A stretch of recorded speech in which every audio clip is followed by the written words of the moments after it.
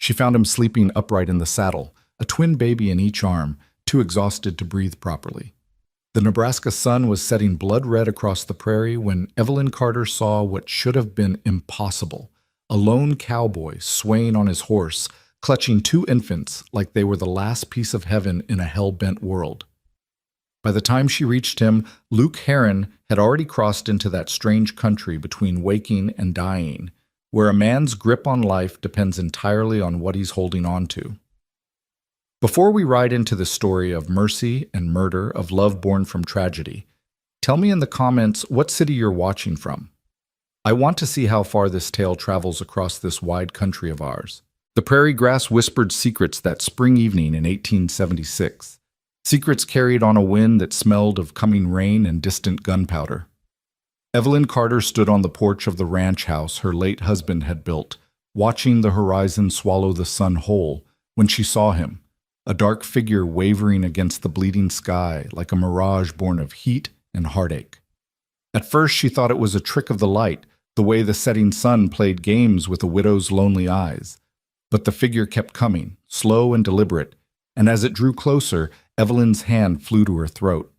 She recognized the horse first, Dusty, the gray gelding that belonged to Luke Herron, the quiet cowboy who'd worked her late brother's ranch and had stayed on after her husband Thomas passed 6 months ago. But something was terribly wrong.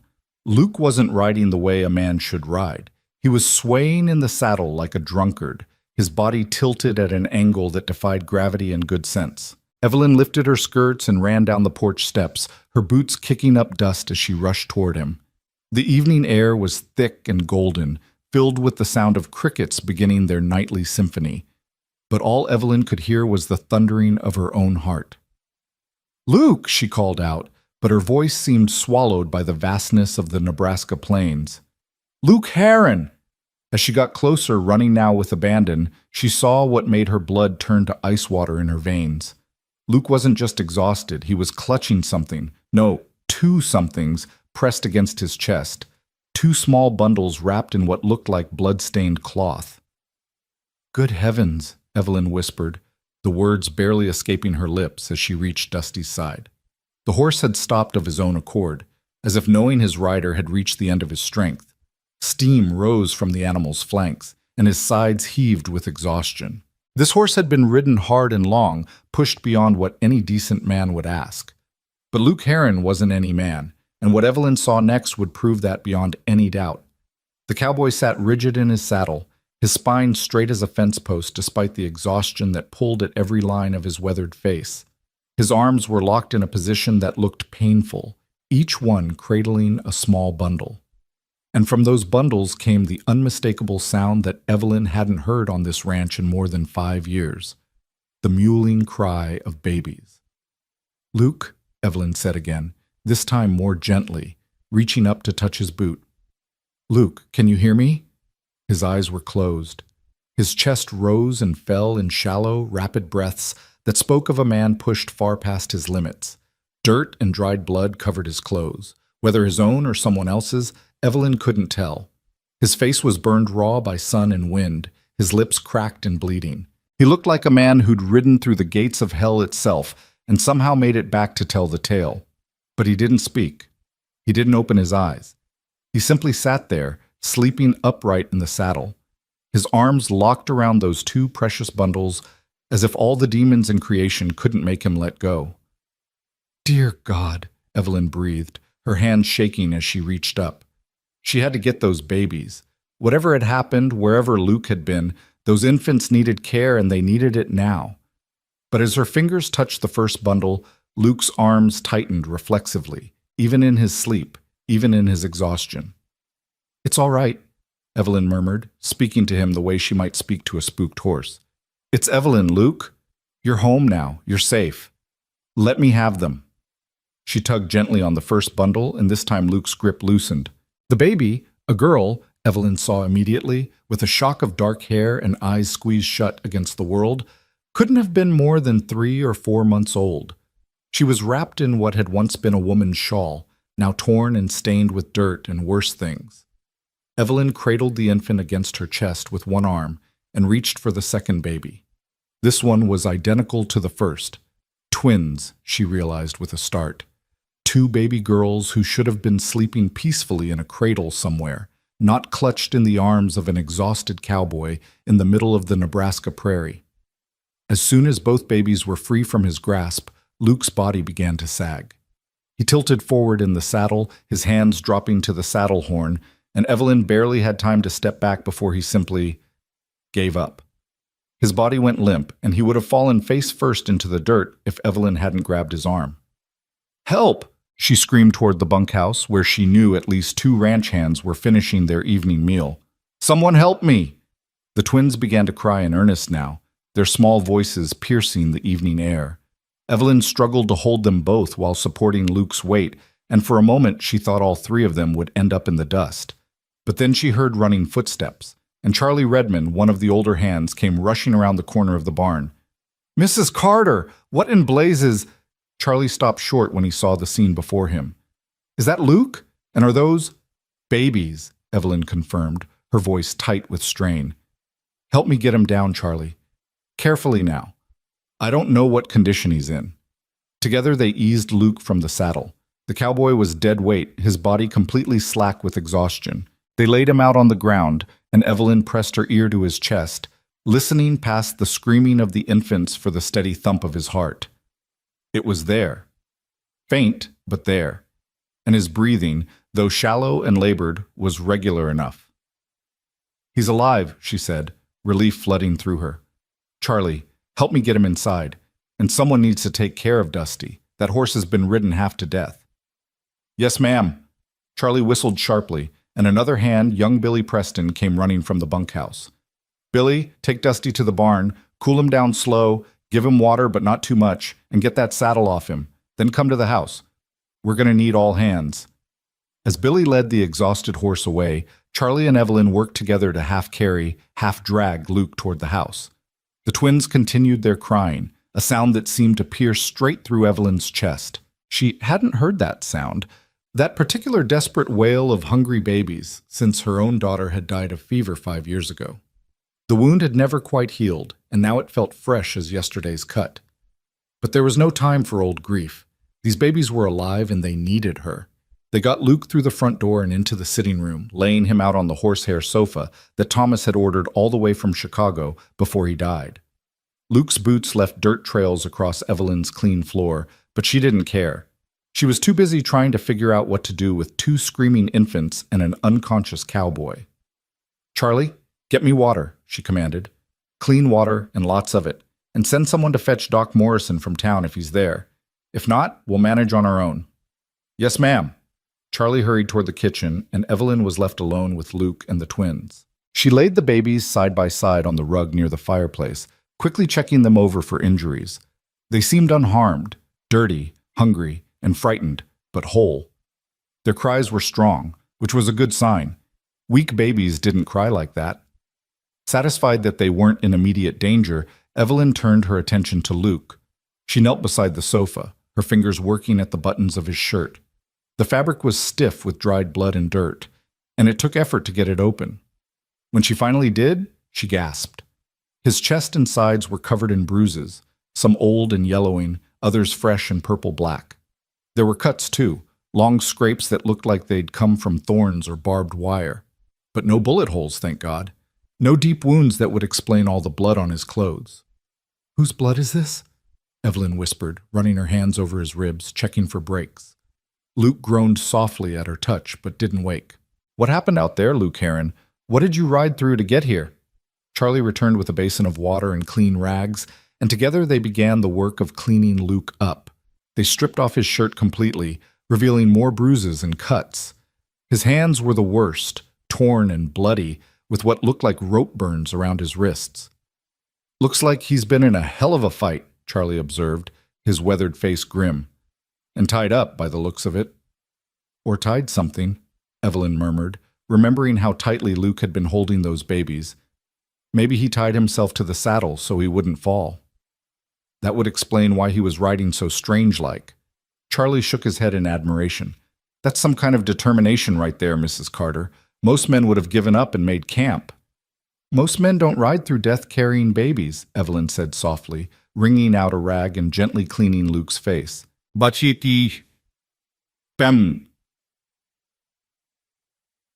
Neath the dirt and blood, he looked younger than his 32 years, his features slack with exhaustion. Whatever happened, Charlie?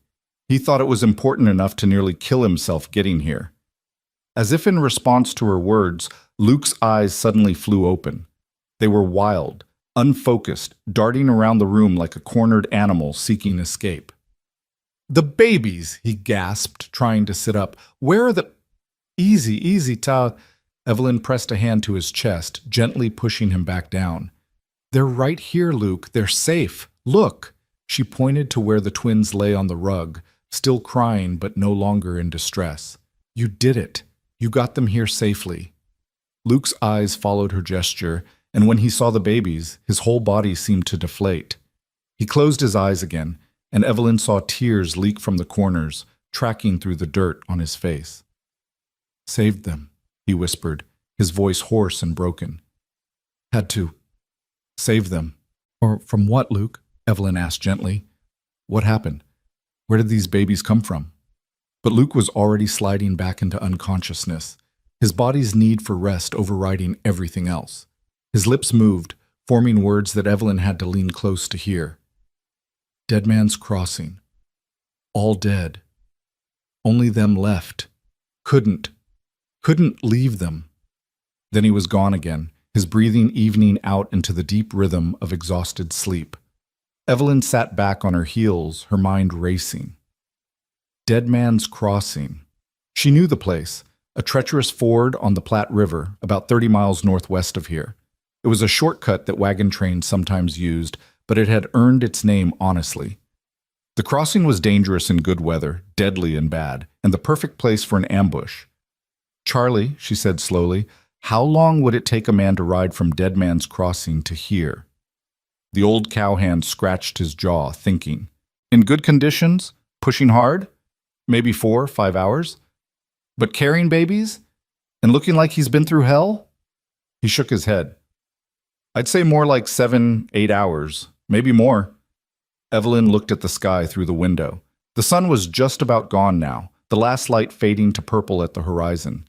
If Luke had left Dead Man's Crossing early this morning— "He's been riding all day," she said softly, "in this heat, without stopping, carrying 2 babies."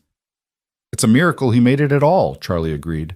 "A lesser man would have died halfway here, or given up and left the babies somewhere." But Luke Heron hadn't given up. He'd ridden through exhaustion and pain, through heat and fear, clutching those babies like they were the most precious cargo in the world. And now he lay unconscious on her sofa, having given everything he had to deliver them safely. The twins' cries grew more insistent, dragging Evelyn's attention back to them. They needed food, and they needed it now. She'd nursed her own daughter once, but that had been 5 years ago, and her milk had long since dried up. She'd have to find another solution. "Charlie, do we still have that milk cow?" she asked suddenly. "Yes, ma'am, old Bessie. She's got a good calf this year." "Get me milk, fresh as you can, and find something I can use to feed these babies. A cloth, a clean piece of leather, anything they can suck on. And someone needs to ride to the Henderson place and see if Mrs. Henderson can spare some bottles or nursing supplies. She just had a baby herself last month." Charlie nodded and hurried off, leaving Evelyn alone with Luke and the twins. She gathered the babies up, one in each arm, and carried them to the kitchen. They were lighter than they should be, she noticed with concern. These children hadn't been fed properly in at least a day, maybe more. "Hush now, little ones," she murmured, rocking them gently as she waited for Charlie to return with the milk. "You're safe now.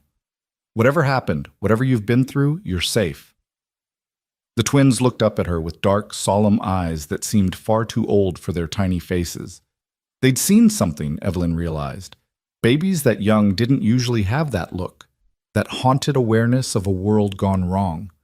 Whatever had happened at Dead Man's Crossing, these children had been there. They'd witnessed something terrible, and Luke had saved them from it. Charlie returned with milk still warm from the cow, and together they fashioned a makeshift feeding system using clean cloth strips soaked in milk. It wasn't ideal, but the twins latched on hungrily, sucking at the cloth with desperate enthusiasm. Evelyn fed them slowly, carefully, making sure they didn't choke in their eagerness to eat. As she fed them, she studied their faces. They were identical in every way. The same dark hair, the same brown eyes, the same small nose and delicate chin. Someone had loved these babies once, she thought. Someone had cared for them, cleaned them, dressed them in the little gowns they wore beneath the blood-stained shawl. Where was that someone now? Dead, most likely. Luke's words echoed in her mind. All dead? Only them left. By the time both babies had drunk their fill, Billy had returned from the Henderson place with proper nursing bottles and news that Mrs. Henderson would come by in the morning to help. The twins were growing drowsy now, their bellies full, their cries reduced to occasional whimpers. Evelyn carried them to her bedroom and laid them in the top drawer of her dresser, which she'd pulled out and lined with soft blankets. It was a trick her own mother had taught her. Dresser drawers made perfect cradles for small babies, better than leaving them on a bed where they might roll. The twins fit perfectly, side by side, their tiny hands instinctively finding each other as they drifted off to sleep. Evelyn stood over them for a long moment, her hand pressed to her chest where her heart ached with a feeling she'd thought long dead. These weren't her babies. They belonged to someone else, someone who was likely lying dead in a shallow grave somewhere near Dead Man's Crossing. But looking at them now, watching them sleep with that particular peace that only babies know, she felt something shift inside her. A purpose. A reason to wake up tomorrow that had nothing to do with keeping the ranch running or honoring Thomas's memory. These babies needed her. And Luke, poor, exhausted Luke, had trusted her enough to bring them here rather than anywhere else. She returned to the sitting room to check on him. He was still sleeping deeply, his breathing more regular now. She'd covered him with a blanket, and in sleep, the hard lines of worry and pain had eased from his face. He looked younger, almost vulnerable, this man who'd ridden through hell with 2 babies in his arms. Evelyn pulled a chair close to the sofa and sat down, keeping watch. Outside, full night had fallen, and the prairie was alive with the sounds of darkness, coyotes calling to each other across the grasslands, nightbirds hunting in the sky, the endless whisper of wind through grass.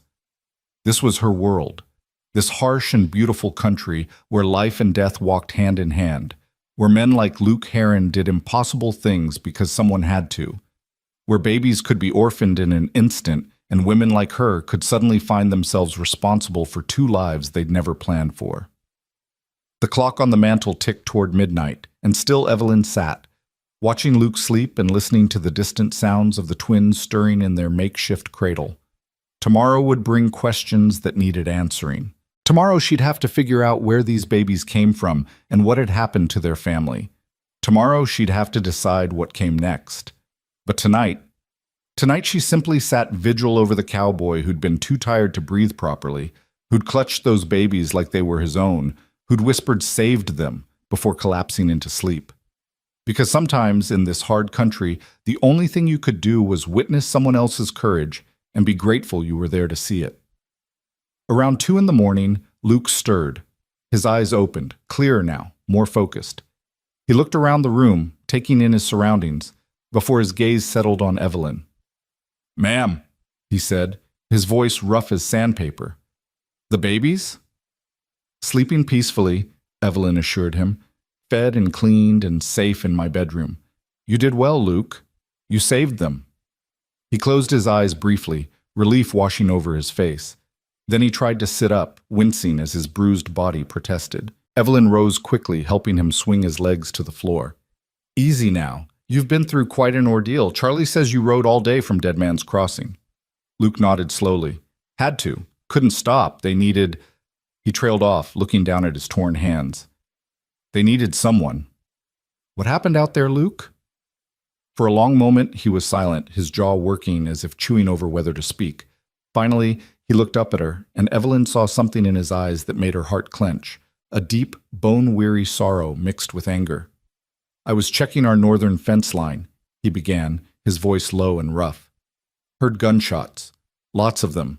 By the time I got there," he swallowed hard. "Wagon was already burning. 3 men, 2 women, all dead. Shot where they stood. The men who did it were still there, going through the wagon, looking for valuables." "Dear God," Evelyn breathed. "I stayed hidden, watched them leave. Then I went to see if anyone had survived." His hands clenched into fists. Found the babies under the wagon floorboards. They'd been hidden there, wrapped up tight with a note pinned to their blanket. A note? Luke reached into his pocket, or tried to. His hands were shaking too badly. Evelyn gently took over, reaching into his vest pocket and pulling out a piece of paper, folded many times and stained with dirt and blood. She unfolded it carefully, angling it toward the lamplight. The handwriting was hurried, desperate, but clear enough to read. Please. If someone finds them, their names are Grace and Faith Morrison. Born March 15, 1876.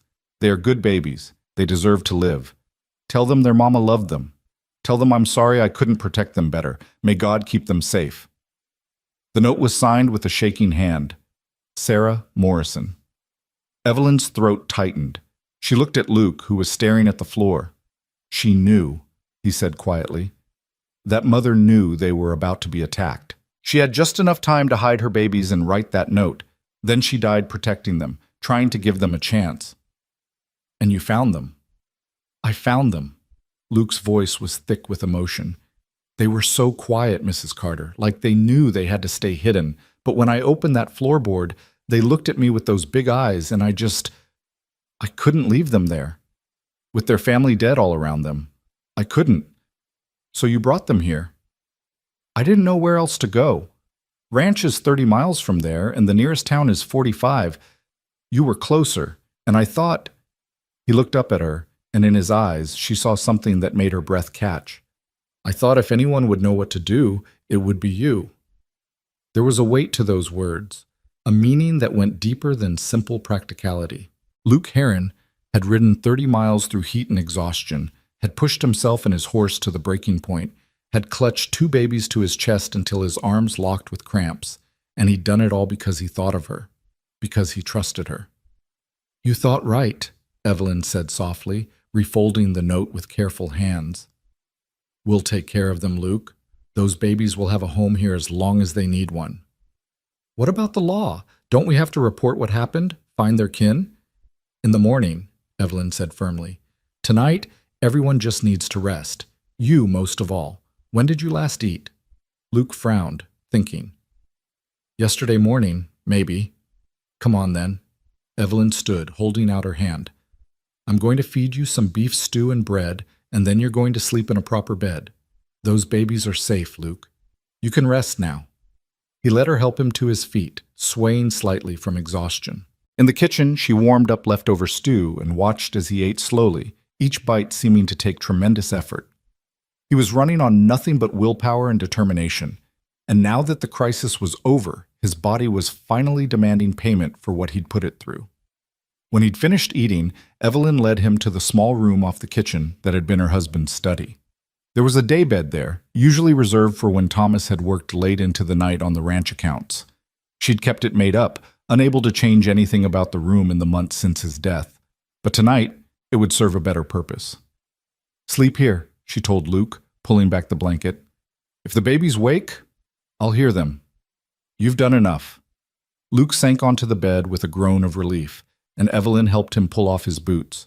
He was asleep before she'd even finished, his body simply shutting down the moment it felt safe to do so. Evelyn covered him with a quilt and stood for a moment, looking down at this man who'd ridden through death itself to save 2 children who weren't his own, who'd given everything he had because it was the right thing to do, because someone had to, because those babies deserved a chance at life. She thought about Thomas, about the kind of man he'd been. Good and steady and reliable, but never passionate. Never the type to risk everything on a wild ride through dangerous country for strangers. Thomas had been practical, sensible, the kind of man who thought before he acted. Luke Heron was different. Luke acted from the heart, from some deep well of conviction that made him do impossible things. And standing there in the lamplight, watching him sleep with that same exhausted peace she'd seen on the twins' faces, Evelyn realized something that made her chest tighten with an emotion she couldn't quite name. This man was dangerous. Not in the way outlaws were dangerous, but in the way that truly good men were dangerous. They made you believe in things you'd given up on. They made you hope when hope seemed foolish. They made you feel things you'd carefully locked away after too much loss and heartbreak. Evelyn turned away, returning to her own room where the twins slept peacefully in their dresser drawer cradle. She checked on them one more time, adjusting their blankets, marveling at how tiny they were, how fragile, and yet how miraculous. Grace and Faith Morrison, born into this hard world and nearly murdered before they could even know it, but alive now, sleeping soundly because a cowboy named Luke Heron had refused to let them die alone in the wilderness. Evelyn changed into her nightgown and climbed into her empty bed, but sleep wouldn't come. Her mind kept returning to Luke's words. "I thought if anyone would know what to do, it would be you." Why her? Why bring the babies here instead of to the sheriff in town or to any of a dozen other ranches scattered across the prairie? They'd barely spoken 100 words to each other in all the months he'd worked here.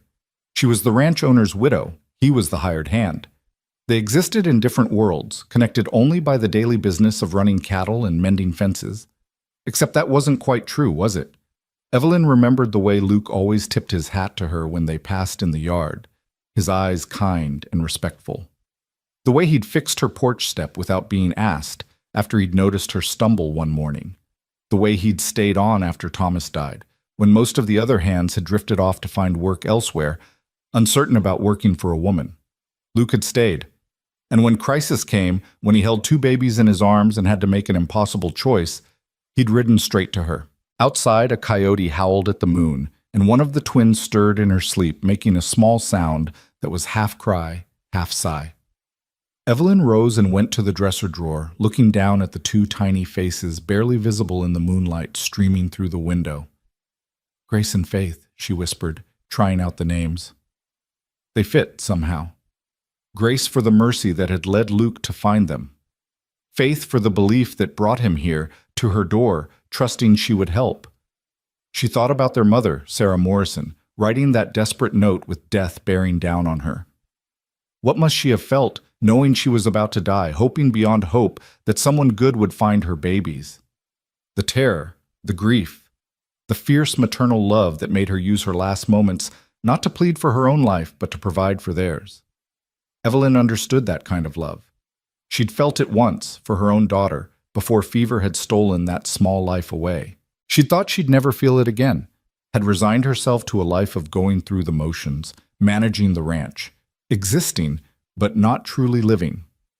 But looking at these babies now, feeling the way her heart opened despite every attempt to keep it closed, she knew she'd been wrong. Love wasn't something you could lock away or decide not to feel. It was something that happened to you, whether you wanted it or not, whether you were ready or not. These babies needed her, and maybe, just maybe, she needed them too.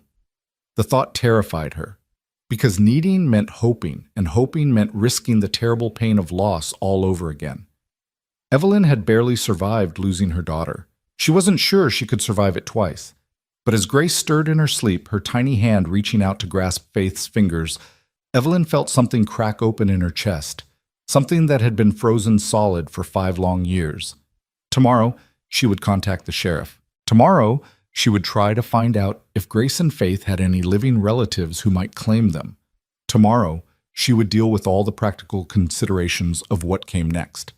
But tonight, in this quiet moment with moonlight painting everything silver, Evelyn let herself imagine a different future, one where these babies stayed, where their laughter filled this house again, where the empty rooms became nurseries and the silent halls echoed with the sound of small feet.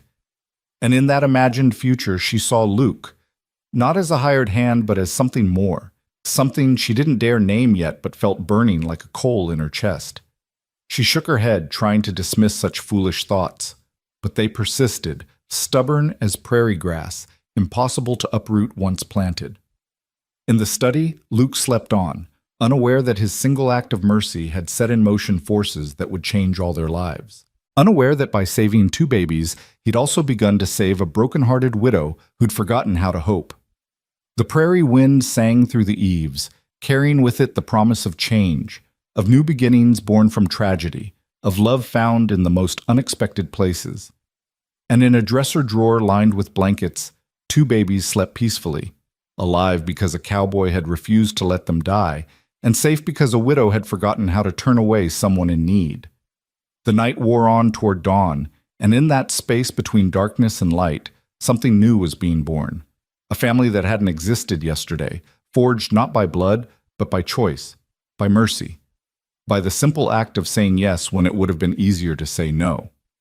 Outside, the first birds began to sing, welcoming a new day none of them could have predicted and none of them would ever forget. The morning sun broke across the Nebraska prairie like a promise neither harsh nor gentle, just honest in its brightness.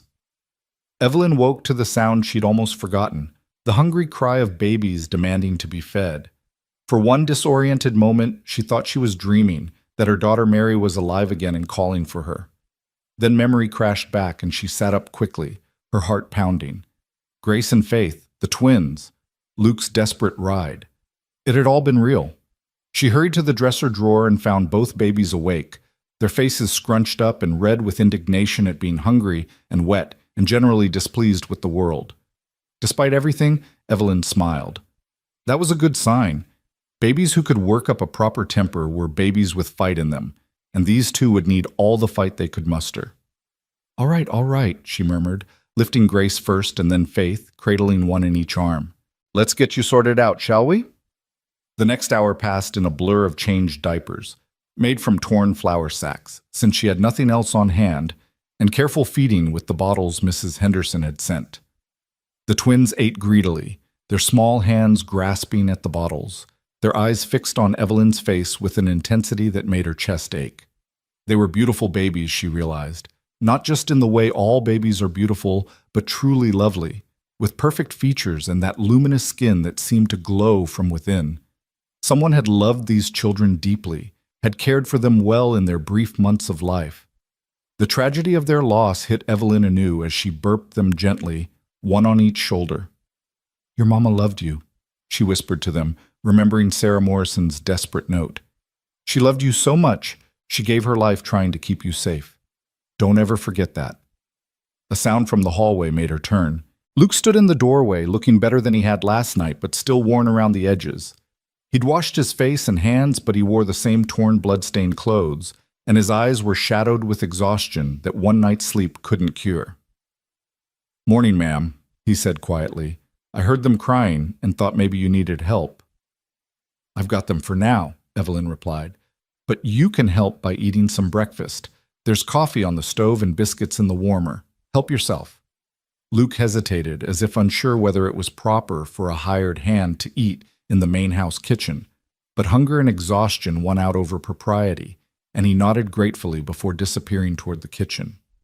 When the babies were fed and settled, Evelyn laid them back in their makeshift cradle and went to join Luke. She found him at the kitchen table, eating slowly but steadily, his movements careful as if his body still hurt, which it probably did, given the bruises she'd seen last night. How are you feeling? She asked, pouring herself a cup of coffee and sitting across from him. Been better, Luke admitted. Been worse, too. I'll live. That's not exactly a ringing endorsement of your health. A ghost of a smile crossed his face. No, ma'am, I suppose it's not. But it's the truth. I'm sore and tired, but nothing's broken that time won't fix. Evelyn studied him over the rim of her coffee cup. In daylight, she could see details she'd missed last night, the way his dark hair curled slightly at his collar, the crow's feet at the corners of his eyes from squinting into too many suns, the surprising gentleness in hands that looked like they could break a man in half. Tell me more about what happened, she said. If you can. If it's not too hard to talk about. Luke set down his biscuit and stared at his plate for a long moment. When he spoke, his voice was low and controlled, but Evelyn could hear the anger underneath, carefully banked like coals waiting for wind. Like I said, I was riding fence line. It was early, maybe 7 in the morning. I heard shots, rifle fire, a lot of it, all at once. Then screaming, but it cut off quick. He paused, his jaw tightening. I rode toward the sound, but careful-like. Didn't know what I was riding into. Smart, Evelyn said softly. Got to the top of a rise overlooking Dead Man's Crossing and saw the whole thing laid out below. Wagon was stopped at the river's edge, and there were 4 men on horses circling it. The people from the wagon were already down, already dead. I could see bodies lying in the grass. Evelyn's hand tightened on her coffee cup. Did you recognize the men who did it? Luke shook his head. Never seen them before. They weren't local, that's for sure. Had the look of drifters, maybe Confederate deserters, or just plain outlaws. Hard men, the kind who'd kill for $1 or for nothing at all. He took a sip of coffee, his hands steady despite the horror he was describing. I watched them rifle through the wagon, taking whatever wasn't nailed down. Heard them laughing about it, about the killing. Dear God. One of them wanted to burn the wagon right then, but another said to wait, said there might be more valuables they hadn't found yet. So they spent near an hour going through everything, tossing goods out into the grass, arguing over who got what.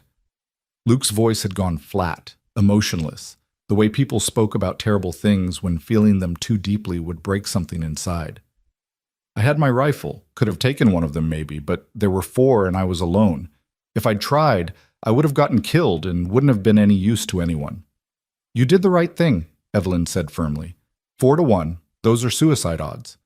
Felt like a coward, though, sitting up on that hill watching them desecrate those people's belongings, their bodies lying right there in the sun.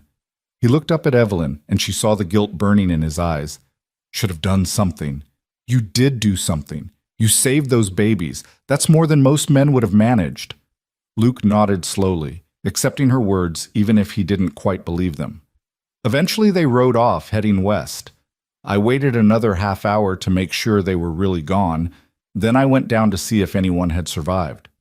He stopped, and Evelyn watched him gather himself, saw the moment when he had to force himself to continue. 3 men, 2 women, like I said. All shot clean through, quick kills. They were settlers by the looks of it. Wagon was full of furniture, farming tools, seed bags. One of the men had a watch that said, "To Jacob," on our wedding day. Another had letters in his pocket addressed to someone in Kansas. They were heading west, probably looking for cheap land to homestead. A family, Evelyn said softly. 2 families, I think. Maybe brothers and their wives or cousins. Can't say for sure. Luke rubbed his face with both hands, a gesture of weariness that went bone deep. I checked all the bodies, made sure there was nothing I could do. Then I heard it, just the tiniest sound like a kitten mewing. Took me a minute to figure out where it was coming from. Despite knowing how the story ended, Evelyn found herself leaning forward. The wagon floorboards. Yeah, there was a hidden compartment, real clever-like, under the driver's seat. Someone had pried it open just enough to shove something inside, then pushed it closed again. I got my knife out and worked it open, and there they were. Luke's voice softened, and something like wonder crept into his tone. 2 little babies, wrapped up tight, with that note pinned to their blanket. They looked at me with those big eyes, not crying anymore, just watching, like they were waiting to see if I was safe or not. They knew, Evelyn said. Even that young, babies know when something's wrong. I picked them up, both of them together, and they just settled, like they'd decided I was all right. And I thought, these babies, they just lost everything. Everyone who loved them, everyone who was supposed to protect them, all gone. And if I didn't do something, they'd die too, out there in the sun, hidden in a wagon nobody would find for days. So you brought them here. Didn't have much choice. Like I said, town was farther, and these babies needed feeding sooner than later. Plus, he trailed off, looking uncomfortable. Plus what? Luke met her eyes, and Evelyn saw something there that made her breath catch. Plus, I trust you, Mrs. Carter. Don't know you well, but I know enough. Know you're fair and kind, and you don't turn away from hard things. Figured if anyone would help these babies, it'd be you. The simple honesty of his words struck Evelyn harder than any flowery speech could have. This man barely knew her, yet he trusted her with the most precious cargo he could carry. That trust felt like a gift and a burden all at once. Thank you, she said quietly, for trusting me and for saving them. Had to be done.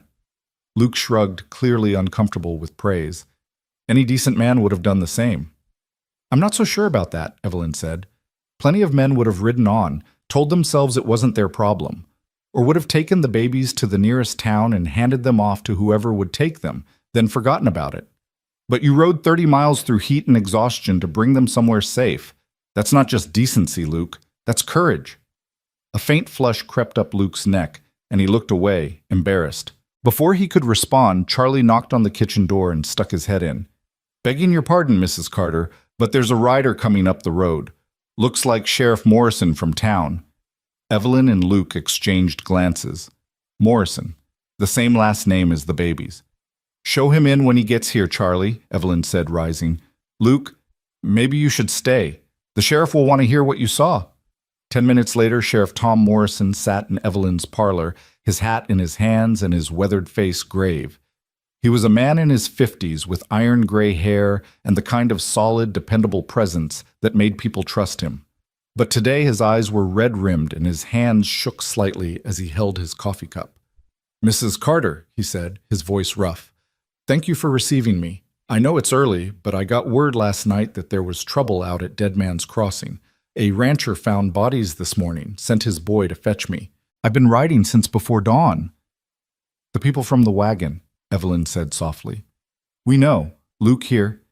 She gestured to where Luke stood near the fireplace. He found them yesterday. The sheriff's eyes sharpened.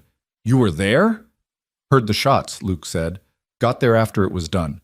4 men, outlaws by the looks of them, killed everyone and robbed the wagon. Did you see their faces? Would you recognize them? I would, Luke said grimly. I'd know them anywhere.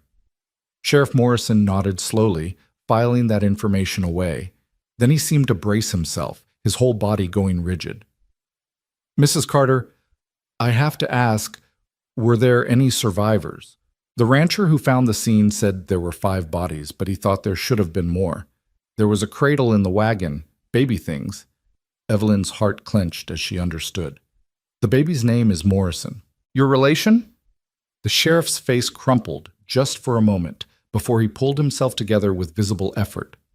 My nephew Jacob, he and his wife Sarah, they were traveling with Sarah's brother and his wife, heading to Kansas to start fresh. Sarah had twins 4 months ago, 2 little girls. Grace and Faith. His voice broke on the names. Are they? They're alive, Evelyn said quickly, and watched as relief so powerful it was almost painful washed over the sheriff's face. Luke found them hidden in the wagon and brought them here. They're sleeping in my bedroom right now, safe and sound. Sheriff Morrison stood abruptly, nearly knocking over his coffee. Can I see them? Please, I need to see them. Evelyn led him to her bedroom, where the twins were sleeping peacefully in their dresser-drawer cradle. The sheriff knelt beside them, his big hands hovering over their small bodies, as if afraid to touch them, as if they might disappear if he did. Grace, he whispered, gently touching one baby's hand. Faith. He touched the other, and tears began to roll down his weathered cheeks. Oh, Sarah, you brave girl! You saved them! He stayed like that for a long moment, just looking at the babies, his shoulders shaking with silent sobs. Evelyn stood in the doorway, giving him privacy for his grief. Behind her, she could sense Luke's presence, solid and quiet. Finally, Sheriff Morrison stood, wiping his eyes roughly. I'm sorry, ma'am, that was unseemly. Nothing unseemly about grief, Evelyn said gently. Those babies are your family. You're allowed to feel. They're my only family left now, the sheriff said, his voice raw. I'm a bachelor, never married. Jacob was my sister's boy, the closest thing to a son I'll ever have. And now he's gone. They're all gone. He looked at the sleeping babies. Except for these 2. These precious little girls. They returned to the parlor, and Evelyn poured the sheriff more coffee while he gathered himself. When he spoke again, his voice was steadier, back in professional mode. I need to know everything you saw, Mr. Heron. Every detail. Those men need to be caught and hanged. Luke told the story again, this time with more detail. The color of the horses, the approximate ages of the men, the direction they'd headed. Sheriff Morrison took notes in a small leather book, his face growing grimmer with each detail. I'll wire the U.S. Marshal's office, he said when Luke finished. Get some deputies together and see if we can pick up their trail. It's been near 24 hours, but maybe we'll get lucky. I'll ride with you, Luke said immediately. I can identify them. No, Evelyn said, surprising herself with her vehemence. Both men looked at her. I'm sorry, Sheriff, but Luke nearly killed himself getting those babies here safely. He needs rest, and besides... She hesitated, then pressed on. Besides, those babies need him. He's the one who saved them. They should know that when they're older. Luke looked like he wanted to argue, but Sheriff Morrison nodded slowly. Mrs. Carter's right. You've done your part, son, and done it well. Rest up, and if we need you to identify anyone we catch, we'll send word. For now, the best thing you can do for Grace and Faith is stay alive and well. After the sheriff left, promising to return later to check on the twins, Evelyn and Luke stood in the parlor in awkward silence. Outside, the ranch was coming to life. She could hear Charlie calling orders to the hands, the lowing of cattle, the normal sounds of a working day beginning. But inside, everything had changed. I should get back to work, Luke said finally. Fences won't mend themselves. Luke Heron, you'll do no such thing, Evelyn said firmly. You're in no condition to work. You can barely stand up straight. I'm fine, ma'am. You're not fine. You're exhausted and injured and probably running on sheer stubbornness at this point. She crossed her arms. Consider it an order from your employer. No work for you today or tomorrow. Rest. Heal. The fences will still be there when you're better. Luke opened his mouth to argue, then seemed to think better of it. Yes, ma'am. Good. Now, I'm going to check on the babies again. You should sleep more if you can, or at least sit down before you fall down. But Luke didn't sit. Instead, he followed her to the bedroom, drawn by some invisible thread to the babies he'd saved. They stood together by the dresser drawer, looking down at Grace and Faith sleeping peacefully, unaware of the tragedy that had orphaned them or the lengths one man had gone to keep them alive. What'll happen to them? Luke asked quietly. Sheriff Morrison, he's a good man, but he's got no wife, no way to care for babies. I don't know, Evelyn admitted. I suppose you'll have to find someone, or maybe send them to family back east, if there is any.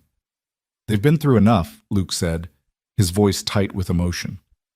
Moving them again, sending them away to strangers.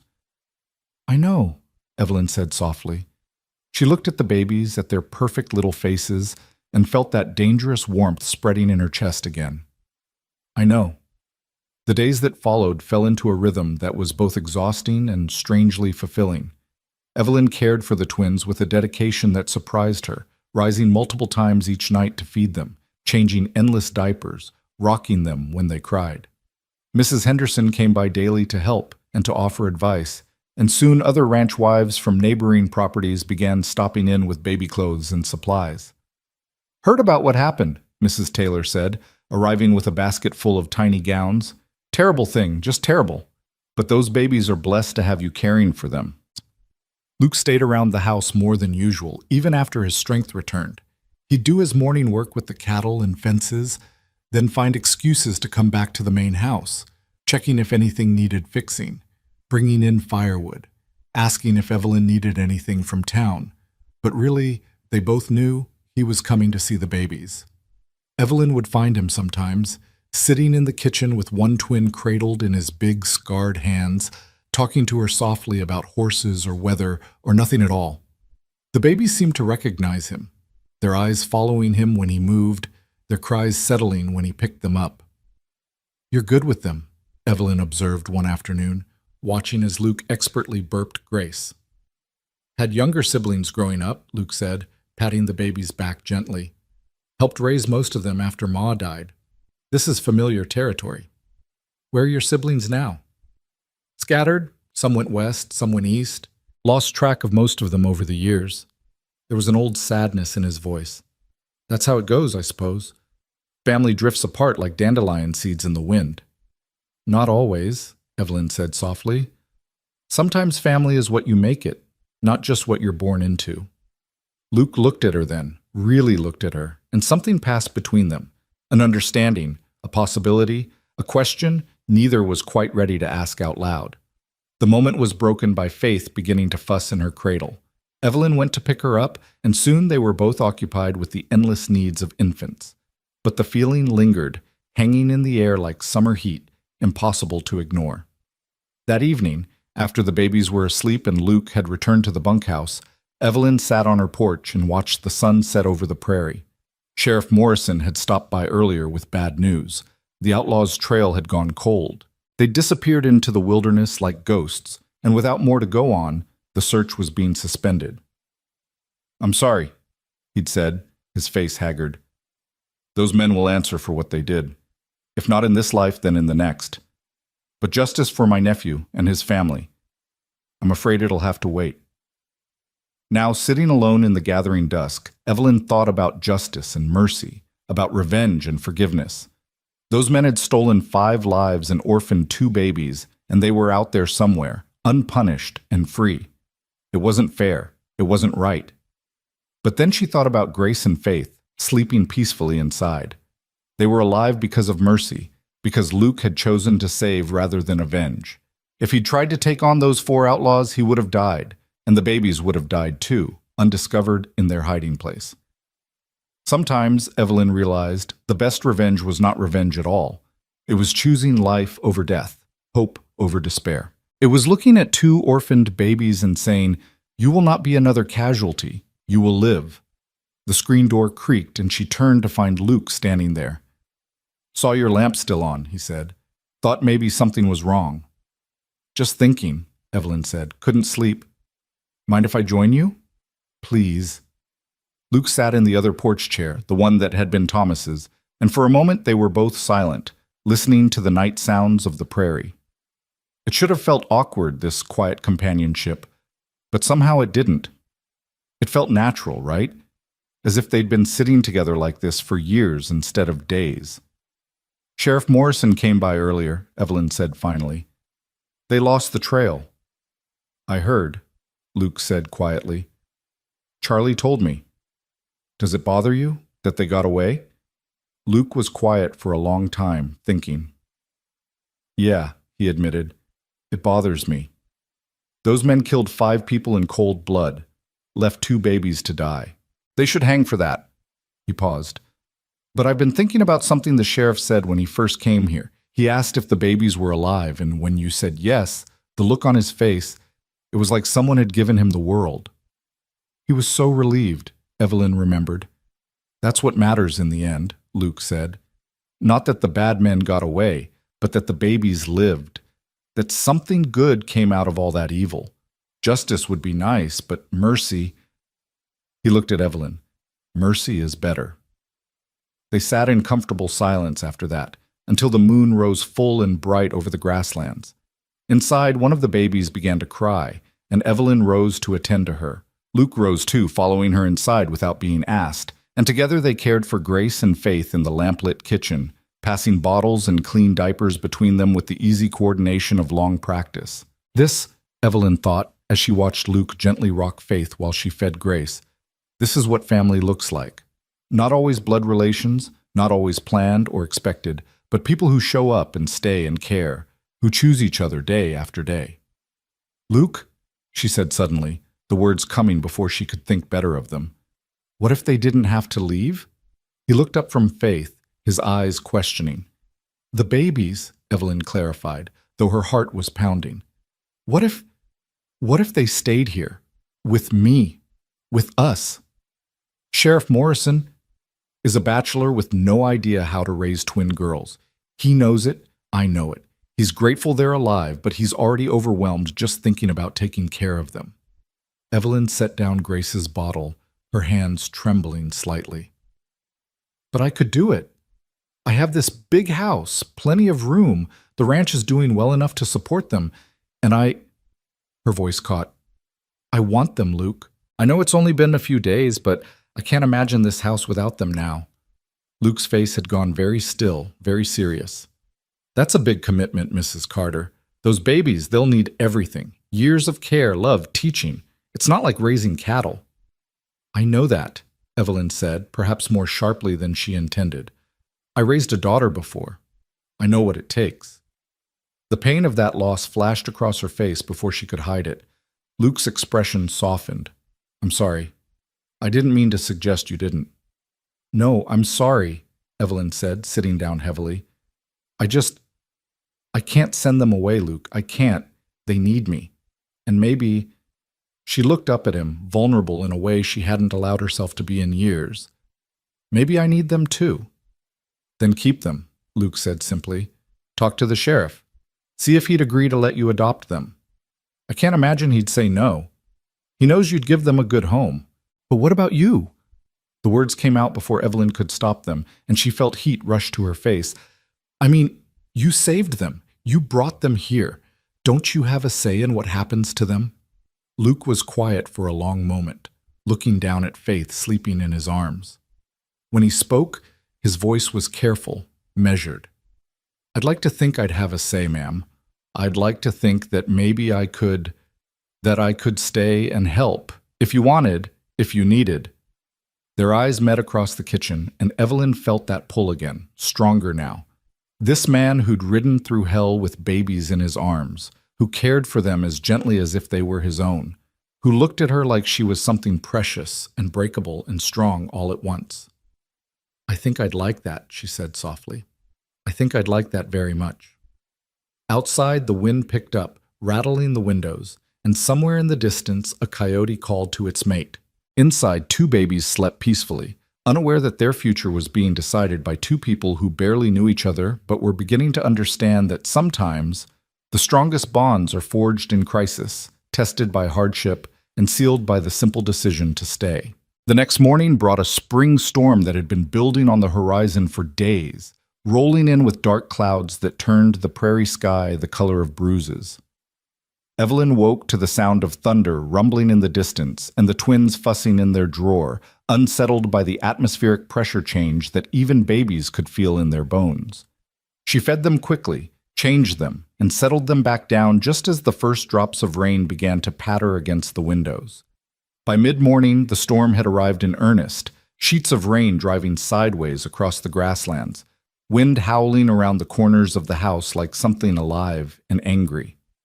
Luke appeared at the kitchen door around noon, soaked through despite his oilskin coat, water dripping from the brim of his hat onto Evelyn's clean floor.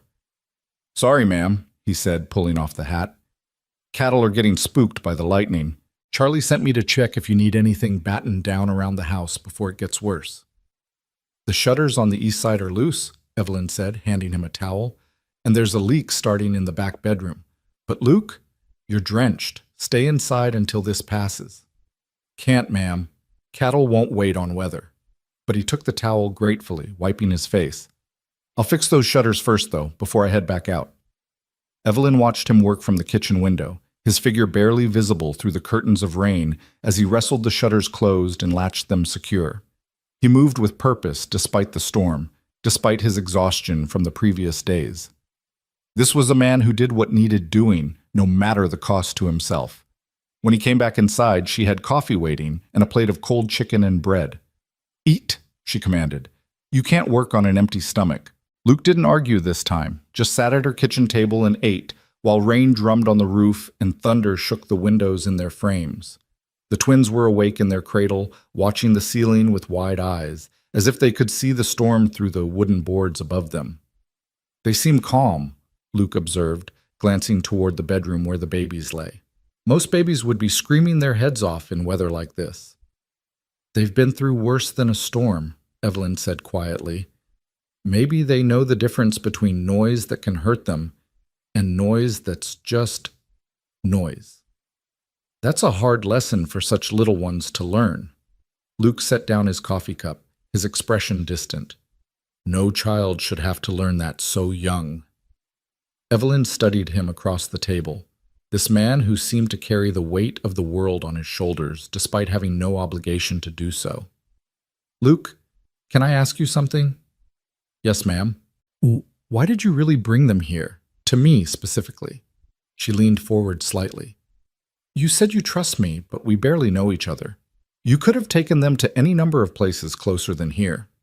Luke was quiet for a long moment, turning his coffee cup in his hands. The storm raged outside, giving them a strange sense of isolation, as if they were the only people left in the world. "You ever watch someone when they don't know you're watching?" he asked finally.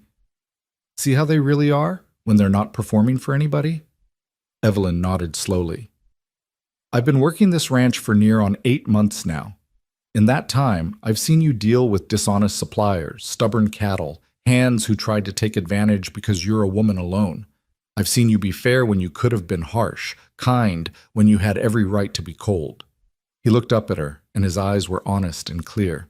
"I've seen you leave food on the bunkhouse steps when the hands were short on supplies, even though they should have budgeted better. I've seen you sit up all night with a sick horse that wasn't worth saving just because you couldn't stand to see it suffer.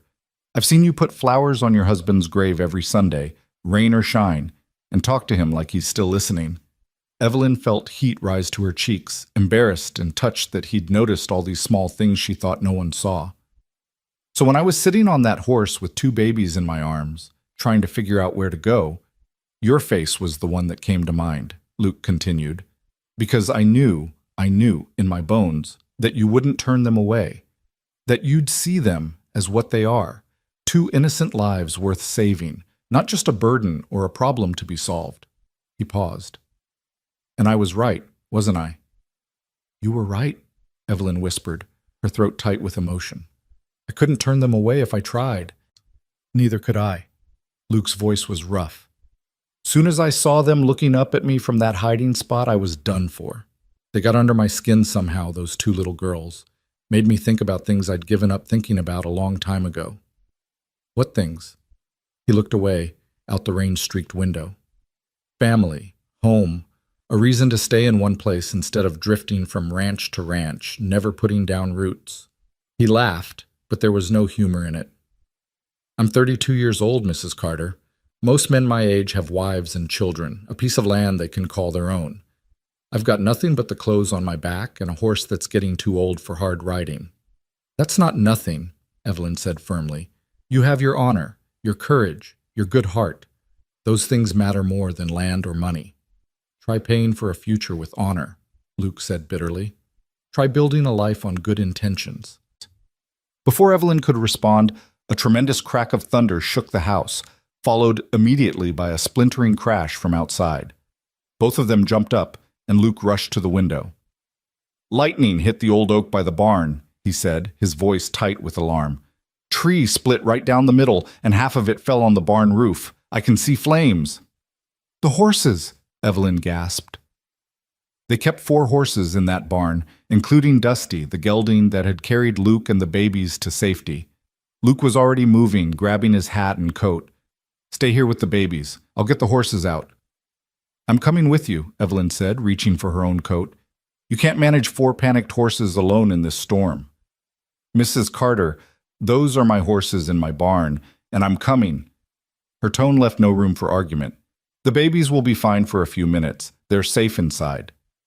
They ran out into the storm together, the wind nearly knocking Evelyn off her feet. Rain lashed at them horizontally, cold and sharp as needles. Through the sheets of water, she could see orange flames licking up from the barn roof where the tree had punched through, the fire somehow persisting despite the downpour. The barn doors were already open, and Charlie was inside trying to calm the horses, who were screaming and kicking at their stalls in terror. Smoke was beginning to fill the space, thick and acrid. Get them out, Luke shouted over the roar of wind and fire. Don't try to lead them. Just open the stalls and let them run. They'll head for the paddock on their own. Together, the 3 of them worked to release the panicked animals. The first 2 horses bolted as soon as their stall doors opened, racing out into the storm. The third, a young mare named Daisy, was too frightened to move, pressing herself into the back corner of her stall and rolling her eyes white with fear. I've got her, Luke said, ducking into the stall. Evelyn watched as he approached the terrified horse slowly, speaking in a low, calm voice that somehow carried over the chaos. Easy, girl, easy now. Nobody's going to hurt you. Just need you to walk with me, that's all. Just walk. The mare's ears twitched toward his voice, and slowly, incredibly, she began to calm. Luke reached her side and ran his hand down her neck, still talking in that soothing tone. Then he was leading her out, one careful step at a time, through smoke and flame and storm. But the 4th horse, Dusty, was trapped. Part of the fallen tree had crashed through the roof directly above his stall, blocking the door with burning branches. The old gelding was kicking at the walls, trying to break free, his screams cutting through Evelyn's heart like knives. We can't reach him, Charlie shouted, coughing in the smoke. The whole roof is going to come down any second. We need to get out. No, Luke said flatly. He was already grabbing an axe from the wall. I'm not leaving him. That horse carried me and those babies 30 miles. I'm not letting him burn. Luke, it's too dangerous, Evelyn started, but he was already moving toward Dusty's stall, swinging the axe at the burning branches that blocked the door. "Get outside," he ordered, not looking back. "Both of you. Now!" Charlie grabbed Evelyn's arm, trying to pull her toward the door, but she wrenched free. "I'm not leaving him," she said, echoing Luke's words. If he was going to be foolish enough to risk his life, she was going to be there to pull him out if things went wrong. Luke chopped through the branches with desperate speed, flames singing his hands and arms, smoke choking his lungs. Above them, the roof groaned ominously, and Evelyn could see more of the structure beginning to sag. "Luke, hurry!" she screamed. With one final swing, the last branch fell away, and Luke threw open the stall door. Dusty reared up, nearly striking him, but Luke dodged and grabbed the horse's halter. "Come on, old friend," he gasped. "Time to go." The gelding seemed to understand. He followed Luke toward the barn entrance, moving as fast as his old legs could carry him. Evelyn ran ahead of them, clearing the path, and they burst out into the rain just as a section of the barn roof collapsed behind them with a tremendous roar. They kept running until they reached the paddock fence, where the other horses had gathered, still agitated, but safe. Luke released Dusty, who trotted off to join his companions, and then he simply collapsed onto the muddy ground, coughing violently. Evelyn dropped to her knees beside him. "Are you hurt? Luke, look at me. Are you hurt?" "I'm fine," he wheezed, but his hands were burned and his face was streaked with soot and tears. Whether from smoke or emotion, she couldn't tell. "Is everyone out? Charlie, the other hands?" "We're all out," Charlie confirmed, appearing through the rain. He was limping slightly, but otherwise unharmed. Billy and the other boys were in the bunkhouse when it happened. Everyone's accounted for. They sat in the mud and rain, watching the barn burn. The storm was helping to contain the fire, keeping it from spreading to other buildings, but there was no saving the structure itself. By the time the rain finally began to ease, the barn was nothing but blackened timber and smoking ruins. "I'm sorry, Mrs. Carter," Charlie said quietly. "That was a good barn. Your husband built it himself the first year you came here." Evelyn looked at the destruction, at yet another piece of Thomas being taken from her, and felt a strange sort of calm. "It's just wood and nails," she said. "We can build another barn. We can't replace people or horses. Everyone who matters is safe." She helped Luke to his feet, supporting him as they walked back to the house. He was shaking now. Whether from cold or shock or delayed fear, she couldn't tell.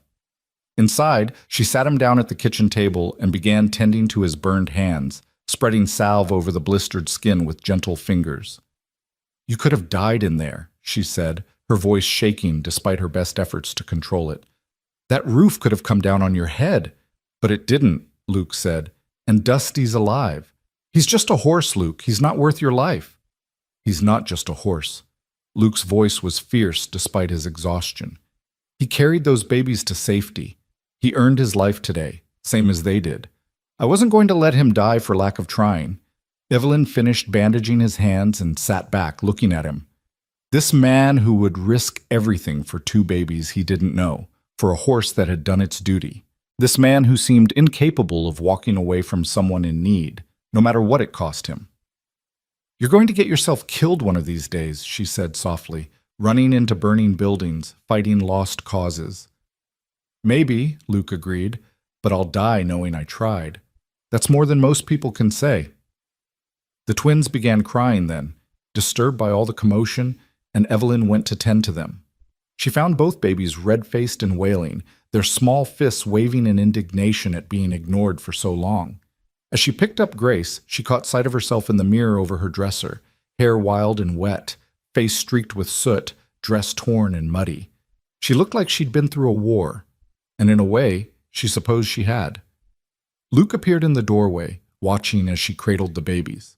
"Need help?" he asked. "Always," Evelyn said with a tired smile. "Can you hold Faith while I feed Grace?" They settled into the familiar routine, passing babies and bottles between them, and slowly the chaos of the day began to recede. The storm had passed, leaving behind a clean-washed world where everything smelled of rain and smoke and new beginnings. "Mrs. Carter," Luke said after a while, his voice hesitant. "Earlier you said something about the babies staying, about adopting them. Did you mean that?" "I meant it," Evelyn said firmly. I'm going to talk to Sheriff Morrison tomorrow, see what needs to be done legally. Those babies belong here, Luke. This is their home now. And what about me? The question came out so quietly she almost missed it. Do I belong here too? Evelyn looked at him over Grace's small head, this man who'd saved her horses and held her babies and made her feel things she'd thought dead and buried with Thomas. I think you do, she said carefully. If that's what you want. If you want to stay and help raise them, help rebuild the barn, help run this ranch, I'd welcome it. As what? Luke pressed. As a hired hand? As help with the babies? What exactly are you offering, Mrs. Carter? The question hung between them, heavy with implications neither of them was quite ready to name. Evelyn's heart hammered in her chest as she searched for the right words. I'm offering a partnership, she said finally. Someone to help me make decisions about this place, about those babies. Someone I can trust. Someone who... She trailed off, losing courage. Someone who what? Luke's eyes were intent on her face. Someone who stays, Evelyn whispered. Not because they're paid to, but because they want to. Because this place matters to them. Because the people here matter.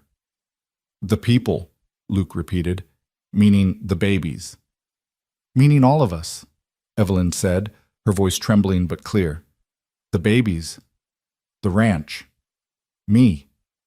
The words fell into silence.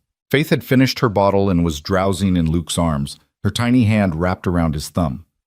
Grace was already asleep against Evelyn's shoulder. In the quiet kitchen, with the late afternoon sun breaking through the storm clouds and painting everything gold, they looked like a family, not the family either of them had planned or expected, but a family nonetheless. I want to stay, Luke said finally. Not just for the babies, though God knows they've gotten under my skin, but for you too, Mrs. Carter. For Evelyn. He said her name carefully, as if testing its weight on his tongue. If that's not too forward. It's not too forward, Evelyn said, though her cheeks burned. It's honest. And I appreciate honesty. Then I'll be honest, Luke said, shifting Faith in his arms so he could look at Evelyn directly. I think about you more than is probably proper for a hired hand to think about his employer. I think about you in the morning when I'm out with the cattle, wondering if you're managing all right with the babies. I think about you at night when I'm trying to sleep, wondering if you need help or if you're sitting alone in that big house wishing things were different. He paused. And I think about what it would be like to have a real home, with you and those babies, instead of just a job that'll end when the season changes or the money runs out. Evelyn couldn't breathe. She'd suspected he felt something, had seen it in the way he looked at her, the way he always found excuses to stay near the house. But hearing him say it out loud, hearing him lay his heart bare like this, was overwhelming. Luke? She began, not sure what she was going to say, but he held up a hand. Let me finish, he said. I know this is fast.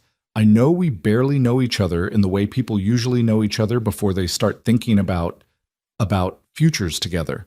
But these past few days, taking care of those babies with you, working beside you, seeing how strong and kind and good you are, it's shown me more about you than a year of polite conversation could have. And I like what I see. More than like, if I'm being completely honest. What are you saying? Evelyn whispered, though she thought she knew, though her heart was racing so fast she felt dizzy. I'm saying I want to stay, not as hired help, but as... He struggled for words. As someone who has a stake in this place, in those babies' futures, in your future, if you'll have me. That sounds an awful lot like you're proposing something, Evelyn said, her voice barely audible. Maybe I am, Luke said. Maybe I'm saying that those babies need a father as much as a mother, that this ranch needs someone to help run it properly, that you need someone who'll stand beside you, not behind you, and maybe, just maybe, I'm saying that I could be that person, if you'd let me. Evelyn looked down at Grace sleeping in her arms, then across at Faith cradled against Luke's chest, then finally at Luke himself, this good, brave, impossible man who'd ridden into her life carrying 2 babies and somehow made her believe in second chances. It's too fast, she said, but her voice lacked conviction. Is it? Luke challenged gently. We've been through more in the past week than most couples go through in a year. Fire and death and birth and fear and hope. If that doesn't show you who a person really is, what does? People will talk, Evelyn said. A widow remarrying so quickly, to a hired hand, no less. Let them talk, Luke said firmly. Their opinions don't keep those babies fed. Their opinions don't rebuild that barn or keep this ranch running. Their opinions don't matter one damn bit compared to what's real and what's right. And what's right? Evelyn asked. How do we know this is right and not just two lonely people grabbing at something because it's there? Luke was quiet for a moment, thinking. Then he said, I can't speak for you. But for me, this isn't about loneliness. This is about recognition, like seeing something you didn't know you'd been looking for your whole life, and suddenly understanding that everything before was just waiting. Waiting for this moment, this person, this choice. He looked at her steadily. Does that sound like I'm just grabbing at something convenient? No, Evelyn admitted. It sounds like you've been thinking about this a lot. I have been, Luke said. All through last night, lying awake in that little room, hearing the babies cry and hearing you get up to tend them. All through today, working in the rain and fighting that fire and thinking, I might not make it out to tell you any of this. I've been thinking about what matters and what doesn't, what's worth fighting for and what's worth letting go. He paused. And I've decided you're worth fighting for. Those babies are worth fighting for. This, whatever this is between us, is worth fighting for. Evelyn felt tears prick her eyes, and she blinked them back angrily. She'd cried enough over the past few years, mourning Thomas, mourning her daughter, mourning the life she'd thought she'd have. She didn't want to cry anymore, not even happy tears. And she blinked them back angrily.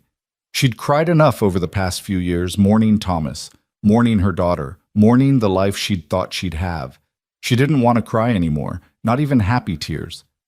But they came anyway, sliding down her cheeks as she looked at this man who'd somehow seen past all her walls and defenses to the lonely, frightened woman beneath. This man who wasn't asking her to be anything other than herself, strong and capable and in need of help all at once. I'm scared, she whispered. I'm scared to hope for this. Every time I've loved something, it's been taken away. My daughter, my husband. What if I let myself love you and those babies and then you'll have loved, Luke interrupted gently. You'll have been brave enough to try again. That's all anyone can do, Evelyn. Try and hope and take the risk. But what if it's not enough? What if it is, he countered. What if we take this chance and it works? What if those babies grow up happy and healthy with two parents who love them? What if you and I build something real here, something that lasts? You make it sound so simple, Evelyn said through her tears. It is simple, Luke said. Not easy, but simple. Do you want this? Do you want me to stay, to help raise these babies, to be your partner in all of it? Yes or no? Evelyn looked at Grace sleeping peacefully in her arms, then at Faith nestled against Luke, then out the window at the smoking ruins of the barn that would need rebuilding, at the prairie stretching endlessly under the clearing sky. She thought about Thomas and how much she'd loved him, and how his love had been gentle and safe and ultimately not enough to fill all the empty spaces in her heart. Then she thought about Luke, who was neither gentle nor safe, who challenged her and scared her and made her feel more alive than she'd felt in years. Yes, she heard herself say, the word coming out stronger than she'd expected. Yes, I want this. I want you to stay. Not just for the babies, but for me. For us. Luke's face transformed, a smile breaking across it like sunrise. You mean it? I mean it, Evelyn said, and suddenly she was smiling too, crying and smiling at the same time. But Luke, we have to do this right, for the baby's sake, for the ranch's sake. People need to see that this is legitimate, that we're not just... We'll do it right, Luke promised. We'll talk to Sheriff Morrison, get the adoption paperwork started. We'll court properly, let people see that this is real. And when enough time has passed that even the biggest gossip in town can't find fault, we'll make it official. Make what official? Evelyn asked, needing to hear him say it. We'll get married, Luke said simply. Properly married, in a church with witnesses and vows before God. Those babies will have two parents, legal and true. This ranch will be ours together, and you'll be my wife. The word hung in the air between them, heavy with promise and possibility. Wife. It had been so long since Evelyn had been anyone's wife, and she'd thought she never would be again. But hearing Luke say it, seeing the certainty in his eyes, she felt something shift inside her, the final wall crumbling, the last defense falling away. "All right," she whispered. "All right, yes. We'll do it. We'll be a family." Faith chose that moment to wake up, letting out a small cry that quickly escalated to full-throated wailing. Grace woke a second later, joining her sister in an impressive display of infant displeasure. And just like that, the heavy, emotional moment broke, replaced by the immediate needs of two hungry babies. Luke and Evelyn looked at each other and laughed, helpless in the face of such perfect timing. "Welcome to family life," Evelyn said, rising to prepare bottles. "It's all romance and deep conversation until someone needs a diaper changed."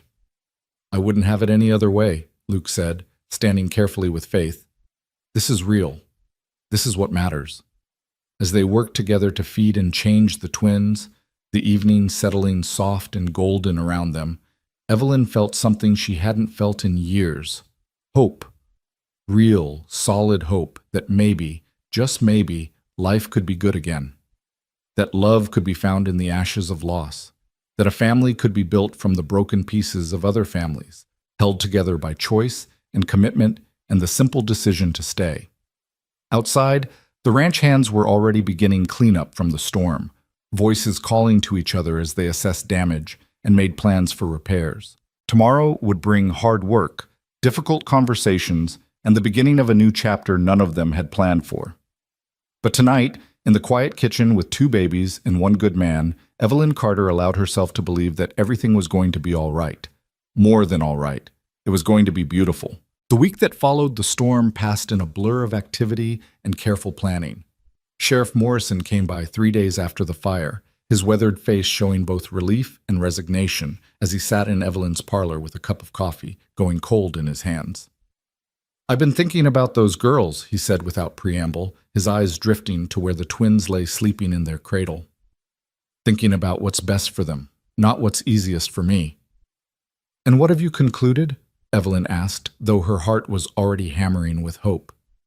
"That they need a mother more than they need an old bachelor uncle who doesn't know the first thing about raising children," Morrison said heavily. "I love those babies, Mrs. Carter. They're all I have left of my nephew and his wife. But love isn't always enough, is it? Sometimes love means knowing when to step aside." Luke, who'd been standing quietly near the fireplace, spoke up. "You're not stepping aside, Sheriff. You're choosing what's best for them. That takes a different kind of courage." Morrison looked at him with something like gratitude. "You saved them, son. Brought them here when they needed saving most. I reckon you've earned a say in their future, too." He turned back to Evelyn.